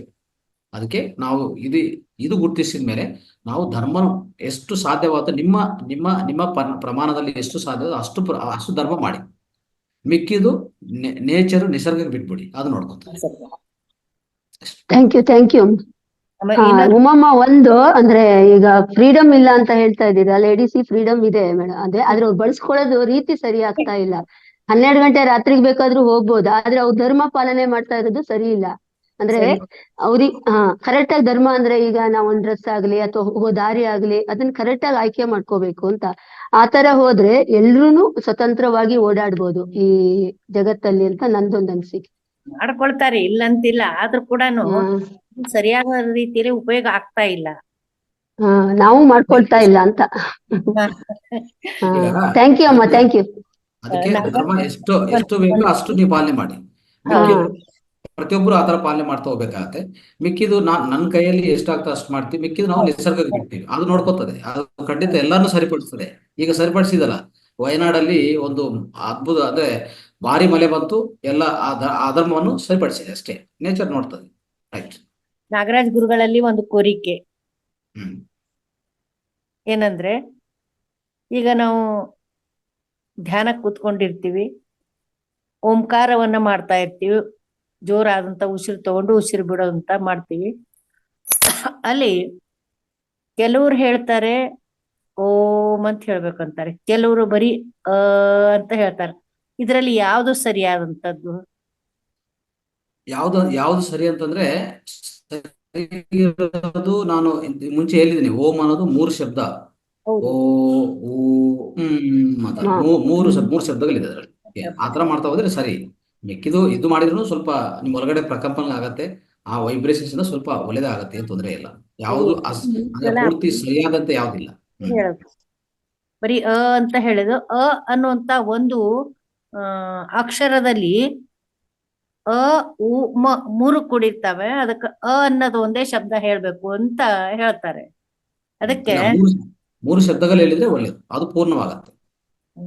ಅದಕ್ಕೆ ಅಂದ್ರೆ ಯಾಕೆ ಬಂತಂದ್ರೆ, ನಾನು ದಿನ ಈಗ ಸಾಯಂಕಾಲ ಲಲಿತ ಸಹಸ್ರನಾಮ ಹೇಳ್ಕೊಡ್ತಾ ಇದ್ದಾರೆ, ಅಲ್ಲೇ ಬೆಂಗಳೂರಿನವ್ರೆ ಹೇಳ್ಕೊಡ್ತಾ ಇದ್ದಾರೆ.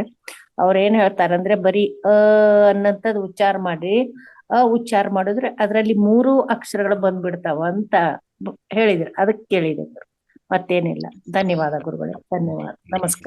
ಥ್ಯಾಂಕ್ ಯು ಅಮ್ಮ, thank you. Huliyappa sir, Huliyappa sir. ನಮಸ್ತೆ ಮಾಸ್ಟರ್. ನಮಸ್ತೆ. ನಮಸ್ತೆ. ಇವತ್ತು ತುಂಬಾ ಚೆನ್ನಾಗಿ ತಾವು ಹೇಳಿದ್ರಿ ಧರ್ಮ ಮತ್ತು ನಮ್ಮ ಜೀವನದ ಉದ್ದೇಶದ ಬಗ್ಗೆ. ನಮ್ಮ ಜೀವನದ ಉದ್ದೇಶ ಏನು ಅಂತ ಹೇಗೆ ತಿಳ್ಕೊಳ್ಳೋದು? ಸೊ ನಮ್ಮ ಜೀವನ ಉದ್ದೇಶ ಹೇಗೆ ಅಂತ ತಿಳ್ಕೊಡೋದಂದ್ರೆ, ನೀವು ಮಾಡ್ತಾ ಇರೋಂಥ ವ್ಯವಹಾರಗಳಲ್ಲಿ ಓಕೆ, ನಿಮ್ಮ ಮುಂದೆ ಏನು ಈಗ ನಿಮ್ಮ ಕೈಯಲ್ಲಿ ಏನಿದೆಯೋ ಅದೇ ನಿಮ್ಮ ಜೀವನ ಉದ್ದೇಶ ಈಗಾಗತ್ತೆ. ಇದು ಮಾಡ್ತಾ ಇದ್ರೆ ಇನ್ನೊಂದಕ್ಕೂ ದಾರಿ ಕೊಡತ್ತೆ. ಅರ್ಥ ಆಯ್ತಾ? ನಾವು ಇದು ಕಂಡಿಡಕ್ಕೆ ಧ್ಯಾನ ಮಾಡ್ತಾ ಇದ್ರೆ ನಿಮ್ಗೂ ಒಂದು ಮೆಸೇಜ್ ಮುಖಾಂತರ ಬರುತ್ತೆ, ನೀವು ಏನ್ ಮಾಡಬಾರ್ದು ಏನ್ ಮಾಡ್ಬೇಕಂತ, ಅದು ಬೇರೆ ವಿಷಯ. ಈಗ ನಾರ್ಮಲ್ ಜನ ಇರ್ತಾರಲ್ಲ, ಅವ್ರಿಗೆ ಆತರ ಗೊತ್ತಾಗಲ್ಲ ಅವ್ರಿಗೆ, ಯಾಕಂದ್ರೆ ಧ್ಯಾನ ಅವ್ರು ಮಾಡಲ್ಲ. ಸೊ ಅವರು ಸಾಮಾನ್ಯ ಜೀವನದಲ್ಲಿ ಇರ್ತಾರೆ. ಅವ್ರು ಏನ್ ಮಾಡ್ಬೇಕಂದ್ರೆ, ಈಗ ಅವ್ರ ಕೈಯಲ್ಲಿ ಏನಿದೆಯೋ ಅದಕ್ಕೆ ಸರಿಯಾದ ರೀತಿಯಲ್ಲಿ ಮಾಡೋದೇ ಅವ್ರ ಜೀವಿತ ಉದ್ದೇಶ ಆಗತ್ತೆ. ಅದು ಮಾಡ್ತಾ ಇರ್ಬೇಕು. ಓಕೆ, ಅದು ಧರ್ಮಯುತವಾಗಿ ಮಾಡ್ಬೇಕಾಗತ್ತೆ. ಧರ್ಮಯುತವಾಗಿ ಅವ್ರ ಕರ್ಮ ಮಾಡ್ತಾ ಇರ್ಬೇಕು. ಅದೇ ಅವ್ರ ಜೀವನ ಉದ್ದೇಶ ಸದ್ಯಗೆ. ಮತ್ತೆ ಮುಂದಿನ ದಿವಸದಲ್ಲಿ ಅವ್ರು ಮಾಡ್ತಾ ಇರುವಾಗ ಇನ್ನೊಂದು ಸ್ವಲ್ಪ ಅವರು ಜೀವನದಲ್ಲಿ ಇನ್ ಸ್ವಲ್ಪ ವಿಷಯಗಳು ಬರ್ಬೋದು ಅವ್ರ ಹತ್ರ. ಅವಾಗ ಅದನ್ನು ಮತ್ತೆ ಆಯ್ಕೆ ಮಾಡ್ಕೋಬೇಕಾ ಇಲ್ಲ ಅಂತ ಅವ್ರಿಗಿರುವಂತ ಬುದ್ಧಿ, ಆ ಜ್ಞಾನವನ್ನು ಉಪಯೋಗಿಸ್ಕೊಂಡು ಅದು ಆಯ್ಕೆ ಮಾಡ್ಕೋಬೇಕಾ ಬಿಡ್ಬೇಕಂತ ಅವ್ರು ಯೋಚನೆ ಮಾಡ್ಕೋಬೇಕು. ಸೊ ಆತರ ಅದು ಜೀವನ ಉದ್ದೇಶ ಅನ್ನೋದು ಒಂದೇ ಇರಲ್ಲ, ಅರ್ಥ ಮಾಡ್ಕೊಳ್ಳಿ. ಈಗ ಉದಾಹರಣೆಗೆ ಒಂದು ಸೈಂಟಿಸ್ಟ್ ಇರ್ತಾನೆ, ಅವನ ಜೀವನ ಉದ್ದೇಶ ಗೊತ್ತಾಗಿದೆ. ಒಂದು ಮ್ಯೂಸಿಷಿಯನ್ ಇರ್ತಾರೆ, ಅವನ ಜೀವನ ಉದ್ದೇಶ ಮ್ಯೂಸಿಕ್ ಅಂತ ಗೊತ್ತಾಗಿದೆ. ಆತರ ಗೊತ್ತಾಗಿದ್ರೆ ಪರವಾಗಿಲ್ಲ. ಮಿಕ್ಕಿದ ಎಲ್ಲರಿಗೂ ಆತರ ಗೊತ್ತಾಗತ್ತಾ? ಒಬ್ರು ಯಾರೋ ಅದೇ ಪ್ರಶ್ನೆ ಗುರುಗಳೇ, ಗೊತ್ತಾಗಿಲ್ಲ, ಸ್ವಲ್ಪ ಜನಕ್ಕೆ ಹೇಳಿ, ಅದು ಹೇಗ್ ಕಂಡಿಟ್ಕೊಳ್ಳೋದು? ಈಗ ನನ್ನ ಜೀವನದ ಉದ್ದೇಶ ಏನು, ಅದನ್ನ ನಾನು ಹೇಗ್ ಅದಕ್ಕೆ ನಾನೇ ಹೇಳಿದೆ ಅಂದ್ರೆ, ಈಗ ಪ್ರತಿಯೊಬ್ಬರಿಗೂ ಒಂದೇ ಜೀವನ ಉದ್ದೇಶ ಇರಲ್ಲ. ಒಬ್ಬೊಬ್ರಿಗೂ ಒಂದು ಜೀವನ ಉದ್ದೇಶ ಖಂಡಿತವಾಗಿರುತ್ತೆ.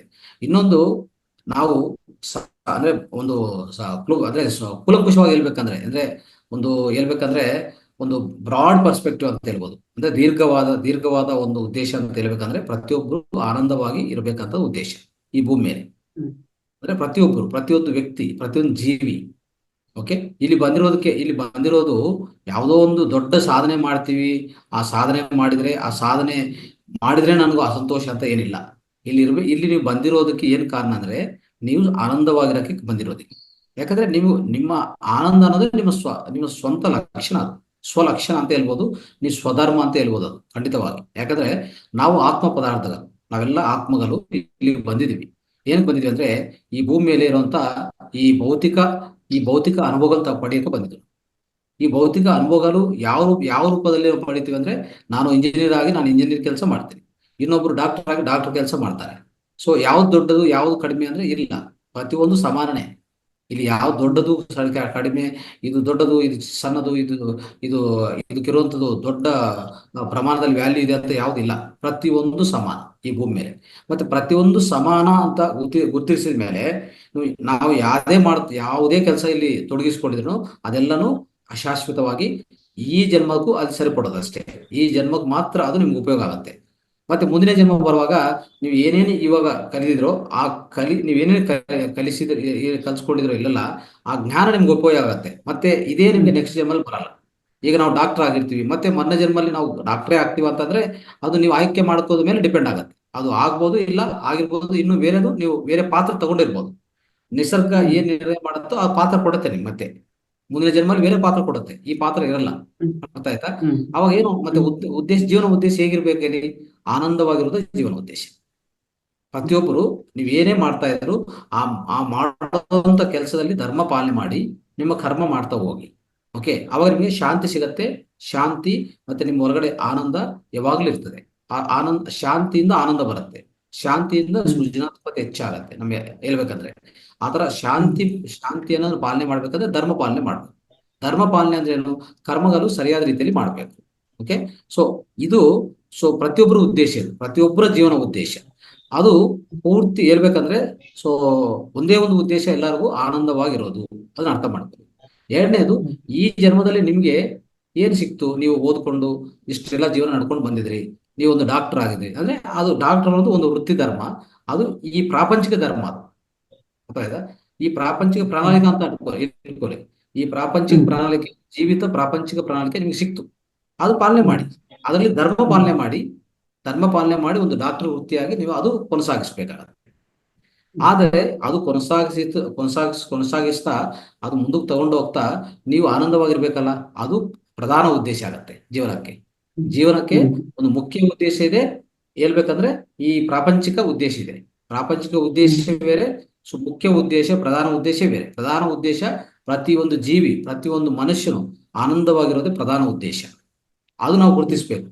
ಮಿಕ್ಕಿದೆಲ್ಲ ನೀವೇನ್ ಮಾಡ್ತಾ ಇದ್ರೋ, ನಿಮ್ಮ ವೃತ್ತಿ ಧರ್ಮವಾಗಿ ಏನ್ ಮಾಡ್ತಾ ಇದ್ರು, ಇಲ್ಲಿ ಏನ್ ತೊಡಗಿಸ್ಕೊಂಡಿದ್ರು, ನಿಮ್ಮ ಮುಂದೆ ಏನ್ ಬಂದು ನಿಮ್ಮ ಅವಕಾಶದಲ್ಲಿ ಏನ್ ಸಿಕ್ತೋ ಅದು ಈ ಪ್ರಾಪಂಚಿಕ ಪ್ರಣಾಳಿಕೆ, ಈ ಪ್ರಾಪಂಚಿಕ ಧರ್ಮ ನೀವು ಪಾಲನೆ ಮಾಡ್ತಾ ಇದ್ರೆ ಅದು ಸರಿಯಾದ ರೀತಿಯಲ್ಲಿ ಮಾಡಿ. ಸರಿಯಾದ ರೀತಿಯಲ್ಲಿ ಮಾಡಿದ್ರೆ ನಿಮಗೆ ಆನಂದ ಸಿಗ್ತದೆ. ಸರಿಯಾದ ರೀತಿಯಲ್ಲಿ ಮಾಡಿಲ್ಲ ಅಂದ್ರೆ ಅಶಾಂತಿ, ದುಃಖಕ್ಕೆ ಲೋನ್ ಆಗ್ತದೆ. ದುಃಖಕ್ಕೂ ಅಶಾಂತಿಗೆ ನಾವು ಒಳಗಾಗಬೇಕಾಗ್ತದೆ. ಈ ತರ ನಾವು ಅರ್ಥ ಮಾಡ್ಕೋಬೇಕು. ಆಯ್ತಾ? ಥ್ಯಾಂಕ್ ಯು ಅಮ್ಮ. ನಿಮ್ಮ ಒಂದು ಪ್ರಶ್ನೆಯಿಂದ ಎಲ್ಲರಿಗೂ ಒಂದು ಒಳ್ಳೆಯ ಉತ್ತರ ಸಿಕ್ಕದಂಗಾಯ್ತು. ಅದೇ ನಾವು ಮಾಡುವ ಕೆಲಸ ಅಂದ್ರೆ ತೃಪ್ತಿ ಇರ್ಬೇಕು. ಅಂದ್ರೆ ನಿಮ್ಗೆ ಎಲ್ಲಿ ಸಂತೋಷ ಸಿಕ್ಕುತ್ತಾ ಅಲ್ಲಿ ಧರ್ಮ ಅಂದ್ರೆ ನನ್ನ ಧರ್ಮ ಇದೆ ಅಂತ ನಿಮಗೆ ಅಂದ್ರೆ ಅನ್ಸಿದೆ ಅಂತ ಅನ್ಸುತ್ತಲ್ಲ, ಅದು ನಿಮ್ಮ ಉದ್ದೇಶ ಆಗಿರುತ್ತೆ ಅಂತ ಗುರುಜಿ ಹೇಳ್ತಾ ಇರೋದು. ಥ್ಯಾಂಕ್ ಯು ಅಮ್ಮ. Thank you. Naga Sundar sir. ಹೇಳಿ ಸರ್. ಕೇಳಿಸ್ತಾ ಇಲ್ಲ. ನಮಸ್ತೆ ಸರ್, ಹೇಳಿ. ಕೇಳಿಸ್ತಾ ಇಲ್ಲ ಮೇಡಮ್. ಹಲೋ, ನಮಸ್ಕಾರ ಮೇಡಮ್. ಸರ್. ಮೇಡಮ್ ಅವ್ರ ಕಾರ್ಯಕ್ರಮ ಚೆನ್ನಾಗಿ ನಡೆಸ್ಕೊಡ್ತಾ ಇದಾರೆ ಮೇಡಮ್. ಮತ್ತೆ ರಂಗನಾಥ್ ಅಂತೂ ಈ ಧರ್ಮದ ಬಗ್ಗೆ ಬಹಳ ಏನು ನಿಜವಾಗ್ಲೂ ಎಷ್ಟೊಂದಿದೆ ಧರ್ಮದ ಬಗ್ಗೆ ಅನ್ನೋದನ್ನ ಬಹಳ ವಿಶದವಾಗಿ ಅಲ್ದೇ ಇದ್ರು ನಮ್ಗೆ ಒಂದು ಈ ಪೋಲಿಯೋ ಡ್ರಾಪ್ಸ್ ತರ ಒಂದ್ ಡ್ರಾಪ್ಸ್ ಹಾಕಿದಾಗ ನಮ್ಮ ಶರೀರದಲ್ಲಿ ಎಷ್ಟೊಂದು ಬದಲಾವಣೆ ಆಗುತ್ತೆ ಅನ್ನೋದು ಒಂದು ಸಣ್ಣ ಒಂದು ಹನಿಯಿಂದ ನಮ್ಗೆ ಎಷ್ಟೋ ಇವತ್ತು ಅಗಾಧವಾಗಿ ತಿಳ್ಕೊಂಡಂಗಾಯ್ತು. ಇನ್ನು ತಿಳ್ಕೊಳ್ಳೋದು ಅಗಾಧವಾಗಿದೆ. ಅವ್ರು ಹೇಳಿದ ಧರ್ಮದ ಬಗ್ಗೆ ಅನೇಕ ಧರ್ಮಗಳಿವೆ. ಈಗ ನಾವೇನ್ ಅನ್ಕೊಂಡಿದೀವಿ, ನಾವು ಓದಿರೋದನ್ನೇ ನಾನು ಅನ್ಕೊಂಡ್ಬಿಡ್ತೀವಿ. ಈಗ ಡಾಕ್ಟರ್ ಹೋದ್ರೆ ನಾನೇ ಡಾಕ್ಟರ್ ಅಂತ, ಆ ಡಾಕ್ಟ್ರೇ ಬೇರೆ, ನಾನು ಅನ್ನೋದೇ ಬೇರೆ. ಈ ನಾನು ಅನ್ನೋದು ತಿಳ್ಕೊಂಡಾಗ ಅದು ಒಂದು ಕಡಿಮೆ ಆಗುತ್ತೆ ಬೇರೆ ಭಾವನೆ. ನಮ್ಮ ಒಂದು ಏನು ವೃತ್ತಿ ಅನ್ನೋದು ಡಾಕ್ಟ್ರು. ಆ ವೃತ್ತಿನೇ ನಾನಾಗಕ್ ಸಾಧ್ಯ ಇಲ್ಲ. ಆ ವೃತ್ತಿನ ವೃತ್ತಿ ತರ ಮಾಡ್ಬೇಕು, ನಾನು ಮನುಷ್ಯನಾಗಿರ್ಬೇಕು. ಮತ್ತೀಗ ನಾವು ಅನೇಕ ಧರ್ಮಗಳನ್ನ ಪಾಲನೆ ಮಾಡ್ಬೇಕಾಗತ್ತೆ. ನಾವು ಆಫೀಸ್ಗೆ ಹೋದಾಗ ಆಫೀಸ್ ಒಂದ್ ಧರ್ಮ ಇರುತ್ತೆ, ಅದನ್ನ ಪಾಲನೆ. ಮನೆಗೆ ಬಂದಾಗ ತಂದೆಯಾಗಿ, ಮಗನಾಗಿ ಅಥವಾ ಅಣ್ಣನಾಗಿ ಅಲ್ಲಿ ಧರ್ಮವನ್ನ ಪಾಲನೆ ಮಾಡ್ಬೇಕಾಗತ್ತೆ. ಈಗ ಯೋಗ ಬಂಧುಗಳಾಗಿ ಬಂದಾಗ ನಾವು ಯೋಗ ಪ್ರಚಾರ ಮತ್ತೆ ಈ ಧರ್ಮವನ್ನ ಪಾಲನೆ ಮಾಡ್ಬೇಕಾಗತ್ತೆ. ಹಾಗೂ ಅವರು ಇನ್ನೊಂದು ಹೇಳಿದ್ರು, ನಮ್ಮ ಧರ್ಮಗಳನ್ನ ನಾವು ಪಾಲನೆ ಮಾಡ್ಬೇಕೆ ಹೊರತು ಬೇರೆ ವಿಚಾರಗಳಿಗೆ ನಾವು ಅದನ್ನ ಕಿವಿ ಕೊಡಬಾರ್ದು.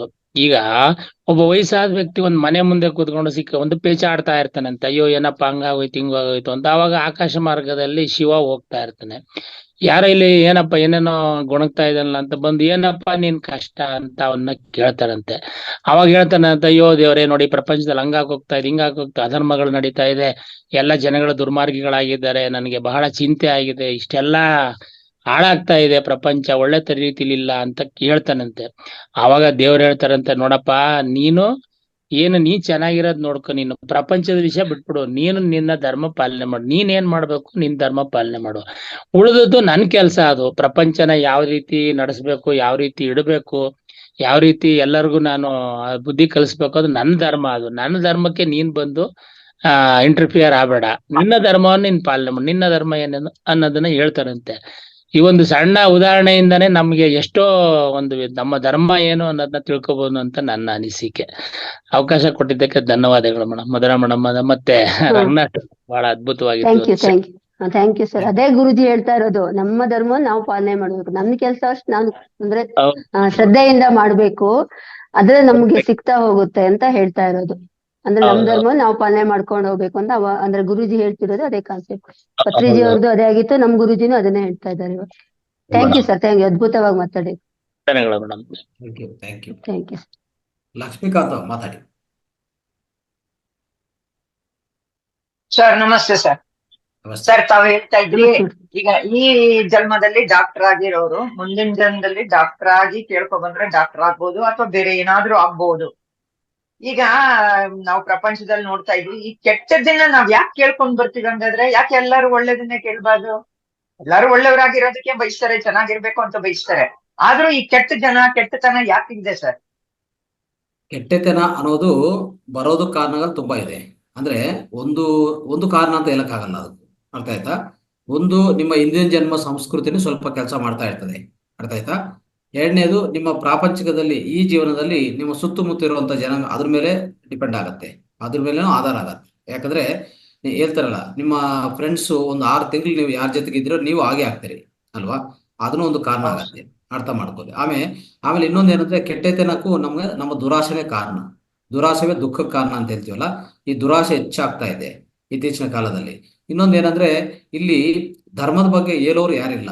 ಧರ್ಮದ ಬಗ್ಗೆ ಹೇಳೋ, ಈ ಕರ್ಮ ಈಗ ಮಾಡ್ಬೇಕು, ಧರ್ಮ ಈಗ ಪಾಲನೆ ಮಾಡ್ಬೇಕಂತ ಹೇಳೋರು ಯಾರು ಇಲ್ಲ. ಮನೆಯಲ್ಲಿಲ್ಲ, ಶಾಲೆದಲ್ಲಿಲ್ಲ, ಎಲ್ಲಿ ಹೋದ್ರು ಹೇಳೋದು ಒಂದೇ, ನೀವು ದೊಡ್ಡ ಶ್ರೀಮಂತರಾಗಬೇಕು, ದುಡ್ಡು ಸಂಪಾದನೆ ಮಾಡಬೇಕು, ಅವ್ರಿಗಿಂತ ಹೆಚ್ಚಾಗಿ ಹೋಗ್ಬೇಕು. ಅವ್ರು ಒಂದು ಮನೆ ತಗೊಂಡ್ರೆ ನೀವು 2 ಮನೆ ತಗೋಬೇಕು, ಅವ್ರೊಂದು ಕಾರ್ ತಗೊಂಡ್ರೆ ದೊಡ್ಡ ಕಾರ್ ನೀವು ತಗೋಬೇಕು, ಅದಕ್ಕಿಂತ ಹೆಚ್ಚಾಗಿ ಇದೇ ಹೆಚ್ಚಾಗಿ ಹೇಳೋದು ಆಗಿದೆ. ಅರ್ಥ ಮಾಡ್ಕೊಳ್ಳಿ. ಯಾರು ಹೇಳ್ತಾ ಇದ್ರೆ ಧ್ಯಾನದ ಬಗ್ಗೆ, ಯಾರು ಹೇಳ್ತಾ ಇದ್ರೆ ಈ ಧರ್ಮದ ಬಗ್ಗೆ, ಯಾರು ಹೇಳ್ತಾ ಇಲ್ಲ. ಆವಾಗ ಖಂಡಿತವಾಗಿ ಕೆಟ್ಟದೇ ಆಗತ್ತೆ. ಇನ್ನು ಬೇರೆ ಏನಾಗತ್ತೆ ಇಲ್ಲಿ? ಈಗ ಕೆಟ್ಟದೇ ಎಲ್ಲಾ ಕಡೆ ಕೆಟ್ಟದೇ ನಡೀತಾ ಇರುವಾಗ, ಸೊ ಖಂಡಿತವಾಗಿ ಕೆಟ್ಟದೇ, ಪ್ರತಿಯೊಬ್ಬರು ಅದೇ ಮಾಡಕ್ಕೆ ಅದನ್ನೇ ತೊಡಗಿಸ್ಕೊಂತಾರೆ ಬಿಟ್ಟು, ಸೊ ಇನ್ನೊಂದು ಒಳ್ಳೆತನಕ್ಕೆ ಯಾರು ಹೋಗಲ್ಲ. ಅರ್ಥ ಮಾಡ್ಕೊಳ್ಳಿ. ಅದಕ್ಕೆ ಈ ಸಮಾಜವನ್ನು ಬದಲಾವಣೆ ಮಾಡ್ಬೇಕಂದ್ರೆ ಫಸ್ಟ್ ಮೊದಲನೇದಾಗಿ ನಾವು ಬದಲಾವಣೆ ಆಗ್ಬೇಕು. ಪ್ರತಿಯೊಂದು ವ್ಯಕ್ತಿ ಬದಲಾವಣೆ ಆಗ್ಬೇಕು. ಆ ವ್ಯಕ್ತಿ ಬದಲಾವಣೆ ಆಗ್ಬೇಕಂದ್ರೆ ಸ್ವಲ್ಪ ಸಮಾಜದ ಪ್ರಭಾವ ಅವ್ರ ಮೇಲೆ ಇರುತ್ತೆ ಖಂಡಿತವಾಗಿ. ಸೊ ಇನ್ನೊಂದು, ಆ ಸ್ವಂತ ಕುಟುಂಬದಲ್ಲಿನೂ ಯಾವ ತರ ಧರ್ಮ ಮಾಡ್ತಾ ಇದ್ದಾರೆ, ಯಾವ ತರ ಧರ್ಮ ಪಾಲನೆ ಮಾಡ್ತಾ ಇದ್ದಾರೆ, ಅದು ನೋಡ್ಬೇಕಾಗತ್ತೆ. ಈಗ ಪ್ರತಿಯೊಬ್ಬರು ವ್ಯಕ್ತಿ ಆ ಕುಟುಂಬದಲ್ಲಿ ಪ್ರತಿಯೊಬ್ಬರು ಧ್ಯಾನ ಮಾಡಿದ ಏನಾಗತ್ತೆ, ಎಲ್ಲರೂ ಶಾಂತಿವಾಗಿರ್ತಾರೆ, ಧರ್ಮನ ಪಾಲನೆ ಮಾಡ್ತಾರೆ, ಸೊ ಆರಾಮಾಗಿ ಒಂದು ಆನಂದವಾಗಿರ್ತಾರೆ. ಆ ಕುಟುಂಬ ಆನಂದವಾಗಿರ್ತದೆ. ಅಂದ್ರೆ ಆ ಕುಟುಂಬ ಧರ್ಮ ಆಗಿರ್ತದೆ, ಆ ಕುಟುಂಬ ಆನಂದವಾಗಿರುತ್ತೆ. ಅವಾಗ ಇಡೀ ಸಮಾಜವೇ, ಪ್ರತಿಯೊಂದು ಕುಟುಂಬ ಆ ತರ ಆಗಿದ್ರೆ ಇಡೀ ಸಮಾಜವೇ ನೀವು ಹೇಳಿದ ಪ್ರಕಾರ ಒಳ್ಳೆ ಆಲೋಚನೆಗಳು, ಒಳ್ಳೆ ಕರ್ಮಗಳೇ ಮಾಡ್ತಾ ಹೋಗ್ತಾರೆ, ಕೆಟ್ಟದ್ದು ಯಾರು ಮಾಡಲ್ಲ. ಆದ್ರೆ ಈ ಧರ್ಮ ಪಾಲನೆ ಇಲ್ವಲ್ಲ, ಅದು ಒಟ್ಟೋಗಿದೆ ಸಮಾಜದಿಂದ. ಅದು ಮತ್ತೆ ತಂದು ಕೊಡ್ಬೇಕಂದ್ರೆ ನಮ್ಮಂತ ವ್ಯಕ್ತಿಗಳು ಸ್ವಲ್ಪ ಪ್ರಚಾರ ಮಾಡ್ತಾ ಹೋಗಿ ಹೆಚ್ಚಾಗಿ ಮುಂದಕ್ಕೆ ತಗೊಂಡು ಹೋಗ್ಬೇಕಿತ್ತು. ತಗೊಂಡು ಹೋಗೋದು ಇಲ್ಲದು ಅದು ಮತ್ತೆ ನಿಮ್ಮ ಪ್ರಣಾಳಿಕೆ ಬಿಟ್ಟಿರೋದು. ಅದು ನೀವು ನಿಮ್ಮ ಪ್ರಣಾಳಿಕೆದಲ್ಲಿ ಸೇರಿಸ್ಕೊಳ್ಳಿ. ಸೇರಿಸ್ಕೊಂಡಿಲ್ಲ ಅನ್ನೋದು ಏನು ತೊಂದರೆ ಇಲ್ಲ. ಆದ್ರೆ ನಿಮಗೆ ಗೊತ್ತಿರೋದು ನೀವು ಮಾಡಿಲ್ಲ ಅಂದ್ರೆ ಅದು ಅಧರ್ಮ ಆಗತ್ತೆ. ನಿಮಗೆ ಧ್ಯಾನ ಅನ್ನೋದು ಗೊತ್ತು, ಈ ಧ್ಯಾನ ಇನ್ನೊಬ್ರಿಗೆ ಕೊಟ್ಟಿಲ್ಲ ಅಂದ್ರೆ ಅದು ಅಧರ್ಮ ಆಗತ್ತೆ. ನೀವೇ ಇಟ್ಕೊಳ್ಳೋದು, ನೀವು ಅದು ಪ್ರಚಾರ ಮಾಡಕ್ಕೆ ಇಷ್ಟಪಡಂತದ್ದು, ಯಾರಿಗೆ ಅವಕಾಶ ಇದ್ರೂ ನೀವು ಧ್ಯಾನ ಹೇಳ್ಕೊಡ್ತಾ ಇಲ್ಲ ಅಂತದ್ದು, ಅದು ಅಧರ್ಮ ಆಗತ್ತೆ. ಸ್ವಲ್ಪ ಸರಿಪಡಿಸ್ಕೊಳ್ಳಿ ಅಷ್ಟೇ.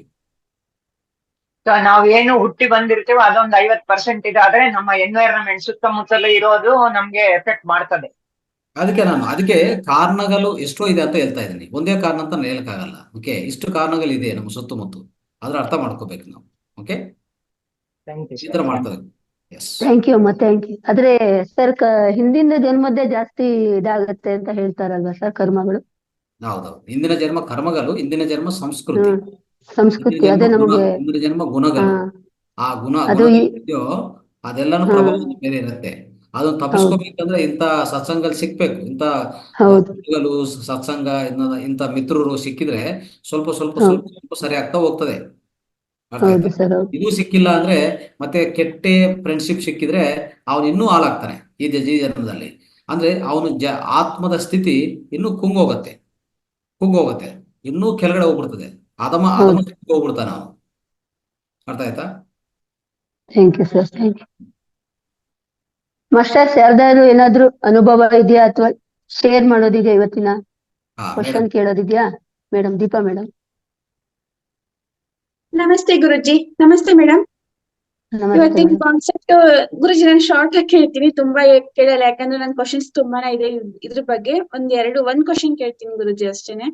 ಈಗ ಧರ್ಮೋ ರಕ್ಷತಿ ರಕ್ಷಿತಃ ಅಂತ ಹೇಳ್ತಾರಲ್ಲ, ಧರ್ಮವನ್ನ ನಾವು ರಕ್ಷಿಸಿದ್ರೆ ಧರ್ಮ ನಮ್ಮನ್ನ ರಕ್ಷಿಸುತ್ತೆ ಅಂತ. ಈಗ ಕೆಲವ್ರು ಹೇಳ್ತಾರೆ ತಂದೆ ತಾಯಿ ಮಾಡಿರೋ ದಾನ ಧರ್ಮ ಪುಣ್ಯ ನಿಮ್ಮನ್ನ ಕಾಪಾಡಿದೆ ಮಕ್ಕಳನ್ನ ಅಂತ ಹೇಳ್ತಾರೆ, ಅದು ನಿಜಾನಾ ಗುರುಜಿ? ಸೊ ತಂದೆ ತಾಯಿ ಮಾಡಿರುವಂತದಕ್ಕೂ ಕಾಪಾಡಿದೆ ಅಂದ್ರೆ ಸ್ವಲ್ಪ, ಅಂದ್ರೆ ಹೆಚ್ಚಾಗಿಲ್ಲ, ಅದು ಸ್ವಲ್ಪ ಮಟ್ಟಕ್ಕೆ ಸಾಧ್ಯವಾಗತ್ತೆ. ಆದ್ರೆ ಅವ್ರು ಮಾಡಿರೋ ಧರ್ಮ ಅವ್ರನ್ನ ಕಾಪಾಡತ್ತೆ, ನಿಮ್ ಮಾಡಿರೋ ಧರ್ಮ ನಿಮ್ ಕಾಪಾಡತ್ತೆ, ಅದು ಮಾತ್ರ ಸತ್ಯ. ಆದ್ರೆ ಅದು ಮತ್ತೆ ಸ್ವಲ್ಪ ಇದೆಯಾ ಪ್ರಭಾವ ಸ್ವಲ್ಪ ಇರತ್ತೆ. ಯಾಕಂದ್ರೆ ನೀವು ಅವ್ರಿಗೆ ನಿಮ್ಮ ಇಬ್ಬರ ಮಧ್ಯದಲ್ಲಿ ಕರ್ಮ ಬಂಧನ ಅಂತ ಒಂದಿದೆ. ಅಂದ್ರೆ ನಿಮ್ಗೂ ಅವ್ರ ಮಧ್ಯದಲ್ಲಿ ಕರ್ಮ ಶ್ಲೇಷ ಇದೆ. ಅಂದ್ರೆ ನೀವೇನೋ ಅವ್ರಿಗೆ ತೀರಿಸ್ಬೇಕಾಗಿದೆ, ಅವ್ರೇನೋ ನಿಮ್ಗೆ ತೀರಿಸ್ಬೇಕಾಗಿದೆ.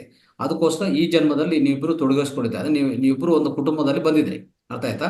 ಸೊ ಅವಾಗ ಏನಾಗುತ್ತೆ ಅಂದ್ರೆ ನೀವು ಸ್ವಲ್ಪ ಒಳ್ಳೇದು ಮಾಡಿದ್ರೆ ಅವ್ರಿಗೂ ಸ್ವಲ್ಪ ಒಳ್ಳೇದೇ ಆಗತ್ತೆ. ಅಂದ್ರೆ ಈಗ ನೀವು ಸಪೋಸ್ ಒಳ್ಳೆ ಕೆಲಸ ಮಾಡ್ತಾ ಇದ್ದ ಅಂತ ಇಟ್ಕೊಳ್ಳಿ, ನಿಮ್ಮ ಮಗಳು ಇವರು ಅಂತ ಹೇಳಿದ ಮೇಲೆ ಆಚೆ ಕಡೆ ಏನ್ ಮಾಡ್ತಾರೆ, ಸ್ವಲ್ಪ ಬೆಲೆ ಕೊಡ್ತಾರೆ. ಇಂಥವ್ರಪ್ಪ, ಇಂಥ ಒಳ್ಳೆ ವ್ಯಕ್ತಿ ಅವರು, ಅವ್ರ ಮಗಳಿವರು ಅಂತ ನಿಮ್ಗೆ ಅವ್ರಿಗೆ ಸ್ವಲ್ಪ ರೆಸ್ಪೆಕ್ಟ್ ಸಿಗತ್ತೆ. ಅವ್ರು ಸ್ವಲ್ಪ ಸಹಾಯ ಸಿಗ್ಬೋದು, ಹೇಳಕ್ಕಾಗಲ್ಲ ಅಲ್ವಾ? ಅಂದ್ರೆ ಅವ್ರಿಗೆ ಒಳ್ಳೇದು ಆಗ್ತಾ ಇದೆಯಲ್ಲ ಅವಾಗ. ನೀವು ಒಳ್ಳೆಯವರು, ಅಂದ್ರೆ ಒಳ್ಳೆ ಕೆಲಸ ಮಾಡಿದ್ರಿ. ಸೊ ಒಂದು ಊರಲ್ಲಿ ನೀವೊಂದು ಪಂಚಾಯತ್ ಮೆಂಬರ್ ಆಗಿ ನೀವು ಎಷ್ಟೋ ಒಳ್ಳೆ ಕೆಲಸಗಳು ಮಾಡಿದಂತ ಇಟ್ಕೊಳ್ಳಿ, ನಿಮ್ಮ ಮಗ ಯಾರು ಆಚೆ ಕಡೆ ಹೋದ್ರೆ ಅವ್ರಿಗೂ ಬೆಲೆ ಸಿಗ್ತದಾ ಇಲ್ಲ ಅಲ್ವಾ?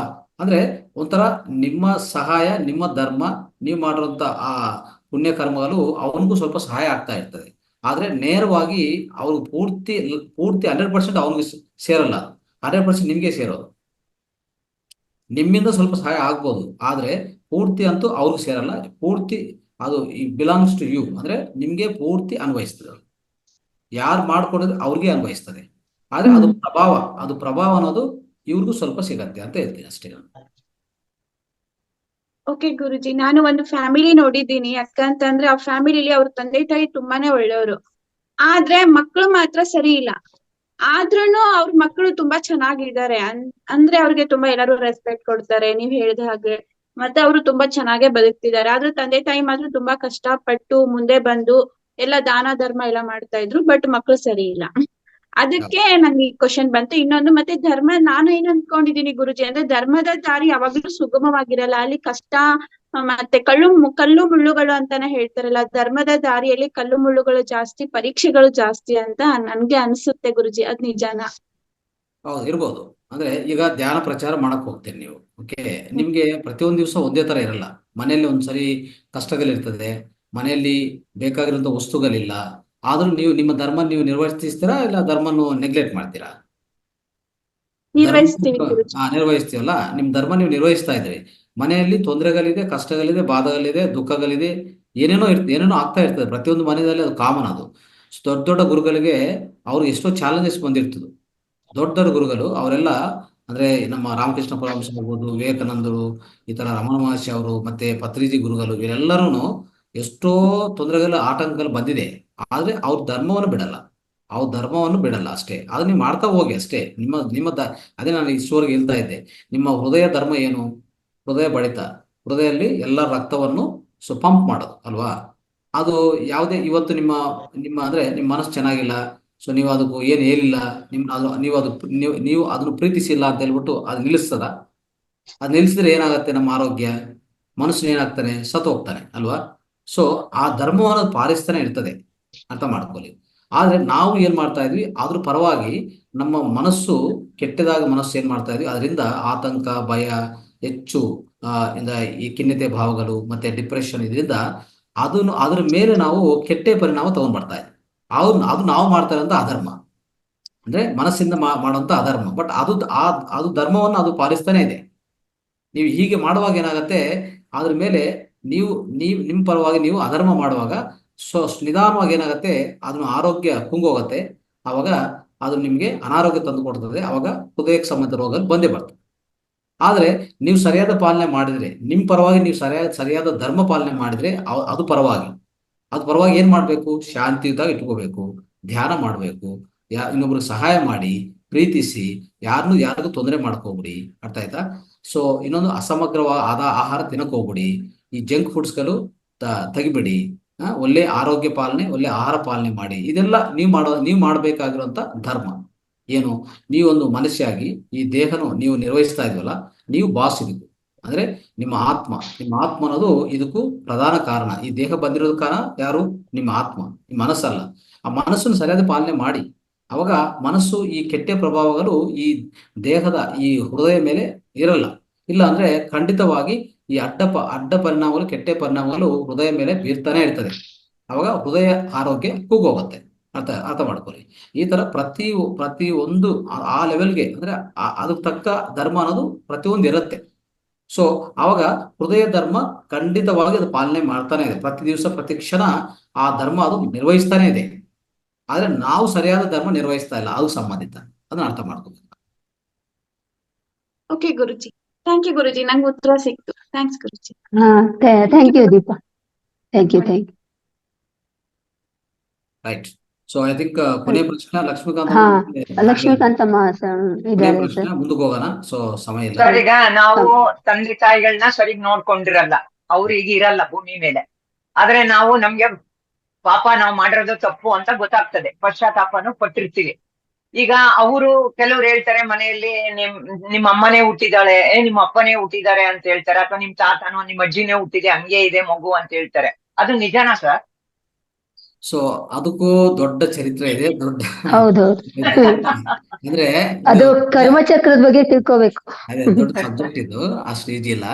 ಒಬ್ರು ನಿಮ್ಮ ಜನ್ಮದಲ್ಲಿ ಭಾಗಿಯಾಗ್ತಾರೆ, ನಿಮ್ಮ ಕುಟುಂಬದಲ್ಲಿ ಭಾಗಿಯಾಗ್ತಾರೆ ಅಂದ್ರೆ ಈ ಕರ್ಮ ಫಲಿತಗಳು, ಕರ್ಮಚಕ್ರದು ಅದು ತುಂಬಾ ಆಧಾರ ಆಗತ್ತೆ. ಆದ್ರೆ ನಿಮ್ಮ ಇಬ್ಬರ ಮಧ್ಯದಲ್ಲಿ ಏನೇ ವಿಷಯಗಳು, ಅಂದ್ರೆ ಈ ಕರ್ಮ ಸಂಬಂಧಿತ ಈ ಶ್ಲೇಷ ಅಂತ ಹೇಳ್ತಿಲ್ಲ, ಅಂದ್ರೆ ರಿಮೈನಿಂಗ್ಸ್ ಅಂತ ಹೇಳ್ತೀವಿ, ಏನೇ ಮಿಕ್ಕೋಗಿದ್ರೆ ಇಂದಿನ ಜನ್ಮದಲ್ಲಿ, ಮತ್ತೆ ನೀವು ಅದು ತೀರಿಸ್ಕೋಬೇಕಂದ್ರೆ ಒಬ್ರಿಗಿನ್ನೊಬ್ರು ಕುಟುಂಬದಲ್ಲಿ ಬಂದೇ ಬರ್ತಾರೆ. ಓಕೆ, ಅದು ಆಗತ್ತೆ. ಅದು ಪ್ರಕೃತಿ ಧರ್ಮ ಅದು ಹಾಗೆ ಮಾಡಿಕೊಡ್ತದೆ. ಓಕೆ, ಅದು ಪರಮಾತ್ಮ ಕಡೆಯಿಂದ ಆಗುವಂತ ಧರ್ಮ, ಅದು ಅವ್ರು ಮಾಡ್ತಾರೆ. ಮತ್ತೆ ಇಬ್ಬರನ್ನು ಪ್ರವೇಶ ಮಾಡ್ತಾರೆ ಒಂದು ಜೀವನದಲ್ಲಿ. ಪ್ರವೇಶ ಮಾಡಿದ್ಮೇಲೆ ನೀವು ಇಬ್ರು ತೀರಿಸ್ಕೊಳ್ಳಿ ಅಂತ ಹೇಳ್ತಾರೆ. ನೀವು ಮಾಡ್ಕೋಬಹುದಿಲ್ಲ, ಇನ್ನು ಹೆಚ್ಚಾಗಿ ಮಾಡ್ಕೋಬಹುದು, ಇರಕ್ಕಾಗಲ್ಲ.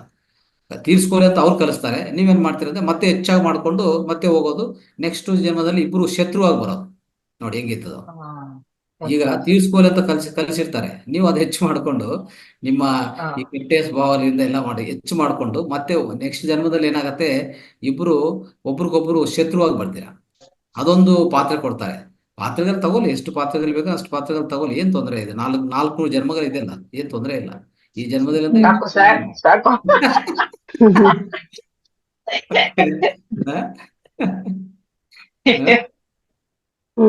ಅದೇ ಕರ್ಮದು ಯಾವ್ದು ಅಲ್ಲ. ತಂದೆ ಬೇರೆ, ಕರ್ಮ ತಾಯಿ ಮಗ ಎಲ್ಲ ಬೇರೆ ಬೇರೆ ಅಮ್ಮ. ಅಂದ್ರೆ ಭೂಮಿ ಮೇಲೆ ಬರ್ಬೇಕಾದ್ರೆ ಮೂರು, ಅಂದ್ರೆ ಒಂದ್ ಆತ್ಮಕ್ಕೆ ಒಂದು ಯಾವ್ದೋ ಒಂದ್ ತಂದೆ ತಾಯಿ ಬೇಕು ಅಂತ ಅದಕ್ಕೆ ಹಾಕಿ ಕಳ್ಸಿರ್ತಾರೆ. ಅಂದ್ರೆ ಆ ತಂದೆ ತಾಯಿಗೆ ನಾವು ಒಂದು ಮಗುವಾಗಿ ಬಂದಿರ್ತೀವಿ. 3 ಜನ ಮಾಡಿರೋ ಪಾಪ ಕರ್ಮಗಳು ಅಥವಾ ಒಳ್ಳೆ ಕರ್ಮಗಳು ಏನಿದ್ರು ಅದು 3 ಜನದ್ದು ಬೇರೆ ಬೇರೆ ಆಗಿರ್ತಾರೆ. ಅದಕ್ಕೆ ನೋಡಿ, ತಂದೆ ಒಳ್ಳೆಯವನಾದ್ರೆ ತಾಯಿ ಒಂದೊಂದ್ಸತಿ ತುಂಬಾ ಕ್ರೂರಿಯಾಗಿ ಆತರ ಇರ್ತಾರೆ, ತಂದೆ ಕ್ರೂರಿಯಾಗಿರ್ತಾರೆ, ಮಗ ಒಂಥರ ಇರ್ತಾರೆ, ಮನೆಯಲ್ಲಿ ಮೂರ್ ತರ ಇರುತ್ತಲ್ಲ. ಅದೆಲ್ಲ ಕರ್ಮ ಚಕ್ರದ್ದು. ಅದು ತುಂಬಾ ಅದ್ಭುತವಾದ ಸಬ್ಜೆಕ್ಟ್. ಅದು ಈ ಸಣ್ಣ ಪುಟ್ಟದಲ್ಲಿ ಹೇಳಲಿಕ್ಕೆ ತುಂಬಾ ಟೈಮ್ ಬೇಕಾಗುತ್ತೆ. ಅಂದ್ರೆ ನಾನ್ ತಿಳ್ಕೊಂಡಿದ್ದೆ ಅಲ್ವಾ ಗುರುಜಿ?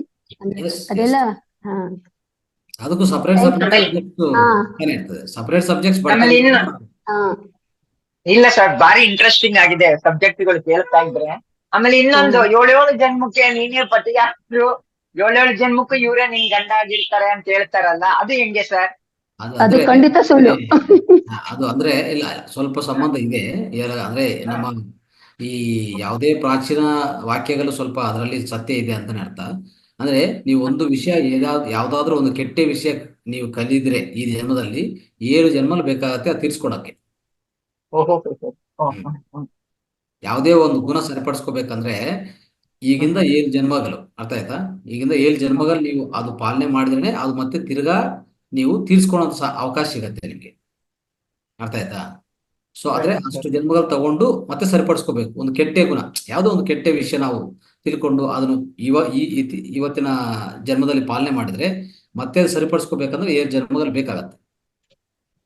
ಅದಕ್ಕೂ ಆ ಪ್ರಾಧಾನ್ಯತೆ ಕೊಟ್ಟಿದ್ದಾರೆ ಈ ನಮ್ಮ ಪ್ರಾಚೀನ ಗ್ರಂಥಗಳಲ್ಲಿ. ಅದನ್ನು ಸ್ವಲ್ಪ ಆತರ ಅರ್ಥ ಮಾಡ್ಕೋಬೇಕು ನಾವು, ಆಯ್ತಾ? ಆಮೇಲೆ ಮನುಷ್ಯ ಈಗ ತಾವ್ ಹೇಳಿದ್ರಿ, ಗಿಡಗಳಾಗಿ ಹುಟ್ಟುತ್ತಾರೆ, ಮರಗಳಾಗಿ ಹುಟ್ಟುತ್ತಾರೆ, ಬೇರೆ ಬೇರೆ ಏನೇನೋ ಜನ್ಮ ತಗೊಂಡು ಮಾನವ ಜನ್ಮ ಬರಕ್ಕೆ 300-400 ಜನ್ಮಗಳಾಗಿರ್ತದೆ ಅಂತೇಳಿ. ಬಟ್ ಸೈಂಟಿಫಿಕ್ ಆಗಿ ಹೇಳಿರೋ ಮನುಷ್ಯನ ಹೊಟ್ಟೆಯಲ್ಲಿ ಮನುಷ್ಯನೇ ಹುಡ್ತಾನೆ, ಪ್ರಾಣಿ ಹೊಟ್ಟೆಯಲ್ಲಿ ಪ್ರಾಣಿನೇ, ಗಿಡದ ಹೊಟ್ಟೆಯಲ್ಲಿ ಗಿಡನೇ ಹುಟ್ಟೋದು ಅಂತ. ಇದು ಸತ್ಯನಾ ಸರ್, ಅಥವಾ 300-400 ಜನ್ಮ ತಾಳ್ಕೊಂಡು ಆಮೇಲೆ ಮನುಷ್ಯ ಜನ್ಮಕ್ ಬರ್ತೀವ? ಇಲ್ಲ, ಇದ್ರ ಬಗ್ಗೆ ನಾನು ಇಂದಿನ ಕ್ಲಾಸಲ್ಲಿ ಹೇಳಿದ್ದೀನಿ. ಅದು ನೀವು ತಿಳ್ಕೊಂಡಿರೋದು ಕರೆಕ್ಟ್ ಅಲ್ಲ. ಅದು ಈಗ ಒಂದು ಮನುಷ್ಯ ಆಗಿ ಹುಟ್ಟೋದು ಅಂದ್ರೆ ನಮ್ಮ ನಿಸರ್ಗದಲ್ಲಿ ಅಂದ್ರೆ ಪರಮಾತ್ಮನಿಂದ ಸೃಷ್ಟಿ ಹೇಗೆ ಆಗ್ತದೆ ಅಂದ್ರೆ 2 ತರ ಆಗತ್ತೆ. ಪ್ರಕೃತಿ, ಪುರುಷ ಅಂತ ಎರಡು ಇದೆ. ಪ್ರಕೃತಿ, ಪುರುಷ. ಪ್ರಕೃತಿ ಅಂದ್ರೆ ಎಲ್ಲ ನೇಚರ್ ಕಿಂಗ್ಡಮ್, ಅಂದ್ರೆ ವೃಕ್ಷ ಸಾಮ್ರಾಜ್ಯ, ಮತ್ತೆ ಪಕ್ಷಿ ಸಾಮ್ರಾಜ್ಯ, ಖನಿಜ ಸಾಮ್ರಾಜ್ಯ, ನೀರು ಸಾಮ್ರಾಜ್ಯ, ಮತ್ತೆ ಕೊನೆಯದಾಗಿ ಈ ಜಂತು ಸಾಮ್ರಾಜ್ಯ. ಇವೆಲ್ಲ ಸೇರಿಸಿದ್ರೆ ಅದು ಪ್ರಕೃತಿ. ಅದು ತಾನಂತಾದೆ ಹುಡ್ತದೆ, ಸಾಯ್ತದೆ, ಅದು ಅದರಲ್ಲಿ ಪರಿಣಾಮಗಳು ಆಗ್ತಾ ಇರ್ತದೆ. ಓಕೆ, ಸೊ ಅದೊಂದು ಸಾಮ್ರಾಜ್ಯ, ಅದು ಪ್ರಕೃತಿ ಸಾಮ್ರಾಜ್ಯ. ಪ್ರಕೃತಿ ಅಂತ ಹೇಳ್ತೀವಿ. ಅದೊಂದು ಸೃಷ್ಟಿ. ಇನ್ನೊಂದು ಸೃಷ್ಟಿ ಏನ್ ಮಾಡಿದೆ ಅಂದ್ರೆ ಪರಮಾತ್ಮ ಇನ್ನೊಂದು ಪುರುಷ ಸಾಮ್ರಾಜ್ಯನು ಮಾಡಿದ್ದಾರೆ. ಅಂದ್ರೆ ಪುರುಷ ಸೃಷ್ಟಿ. ಆ ಪುರುಷ ಅಂದ್ರೆ ಪುರುಷ ಕೆಳಗಡೆ ಯಾರ್ಯಾರು ಬರ್ತಾರೆ? ಅಂದ್ರೆ ಈ ಗಂಡ ಹೆಂಡತಿ, ಅಂದ್ರೆ ಹೇಳ್ಬೇಕಂದ್ರೆ ಗಂಡಸರು ಹೆಣ್ಣೆಯವರು ಇಬ್ರು, ಅಂದ್ರೆ ಮೇಲ್ ಅಂಡ್ ಫಿಮೇಲ್ ಯಾರಿದಾರೋ ಇವರೆಲ್ಲಾನು ಅಂದ್ರೆ ಮಾನವನ್ ಅಂತ ಇರ್ಬೋದು. ಮಾನವ ಸಾಮ್ರಾಜ್ಯವನ್ನು ಪುರುಷ ಸಾಮ್ರಾಜ್ಯ ಕೆಳಗಡೆ ಪುರುಷ ಅಂತ ಸೃಷ್ಟಿ ಮಾಡಿದ್ದಾರೆ. ಅದಕ್ಕೋಸ್ಕರನೇ ಮಾನವನಾಗಿ ಮೊದಲನೇ ಜನ್ಮ ಅಂದ್ರೆ ಅದು ನಾವು ಶಿಶು ಆತ್ಮ ಅಂತ ಹೇಳ್ತೀವಿ, ಅಂದ್ರೆ ಇನ್ಫ್ಯಾಂಟ್ ಸೋಲ್ ಅಂತ ಕೇಳ್ತೀವಿ. ಅದರಿಂದ ಶುರುವಾಗಿ ಅನೇಕ ಆತ್ಮ, ಅನಂತ ಆತ್ಮವಾಗಿ ತಯಾರಾಗಕ್ಕೆ ಈ 400 ಜನ್ಮಗಳಾಗತ್ತೆ. ಮೊದಲನೇ ಜನ್ಮ ಮಾನವ ಜನ್ಮನೇ ನಿಮ್ಗೂ ಆಗಿರೋದು. ಅಲ್ಲಿಂದ 400 ಜನ್ಮಗಳು ಅಂದ್ರೆ 300-400 ಜನ್ಮಗಳು ಆಗತ್ತೆ. ಯಾವುದಕ್ಕೆ? ಒಂದು ಪರಮಾತ್ಮನಾಗಿ ನಾವೊಂದು ಸೃಷ್ಟಿಕರ್ತವಾಗಿ ತಯಾರಾಗಕ್ಕೆ. ಈಗ ಒಂದು ಮಾತೃಮೂರ್ತಿ ಅಂದ್ರೆ ತಾಯಿ ಅನ್ನೋದು ಹುಟ್ಟಿರ್ತದೆ ಒಂದು ಚಿಕ್ಕ ಮಗುವಾಗಿ, ಅವ್ರು ತಾಯಿ ಆಗ್ತಾರೆ ಅಲ್ವಾ? ಸೊ ಕೊನೆಗಾದ್ರೆ ಒಂದು 25-30 ವರ್ಷಕ್ಕೆ ತಾಯಿ ಆಗ್ತಾರೆ ಬೆಳೆದಿದ ಮೇಲೆ. ಅದೇ ತರ ಒಂದು ಶಿಶು ಆತ್ಮವಾಗಿ ನೀವು ಜನ್ಮ ತಗೊಂಡು ಈ ಭೂಮಿ ಮೇಲೆ ಇಲ್ಲ ಅಂದ್ರೆ ಇನ್ನೊಂದು ಗ್ರಹ ಮೇಲೆ ಸೊ ತಗೊಂಡು ಒಂದು ಜನ್ಮಕ್ಕೂ ಶಿಶು ಆತ್ಮವಾಗಿ ಬಂದಿರ್ತೀರಿ. ಮತ್ತೆ ನೀವು ಪರಮಾತ್ಮವಾಗಿ ಅಂದ್ರೆ ಒಂದು ತಾಯಿ ತರ ತಯಾರಾಗ್ಬೇಕು. ಇನ್ನು ಬೇರೆ ಆತ್ಮಗಳಿಗೆ ನೀವು ಸೃಷ್ಟಿ ಮಾಡುವಂತ ಆ ಲೆವೆಲ್ಗೆ ಹೋಗ್ಬೇಕಂದ್ರೆ ಒಂದು ಸೃಷ್ಟಿಕರ್ತ ಆಗ್ಬೇಕು ಅಂತಂದ್ರೆ ಅನಂತ ಆತ್ಮ ಆಗ್ಬೇಕು, ಪೂರ್ಣಾತ್ಮ ಆಗ್ಬೇಕಂದ್ರೆ 400 ಜನ್ಮಗಳು ಬೇಕು ಅಂತ ಹೇಳ್ತೀವಿ.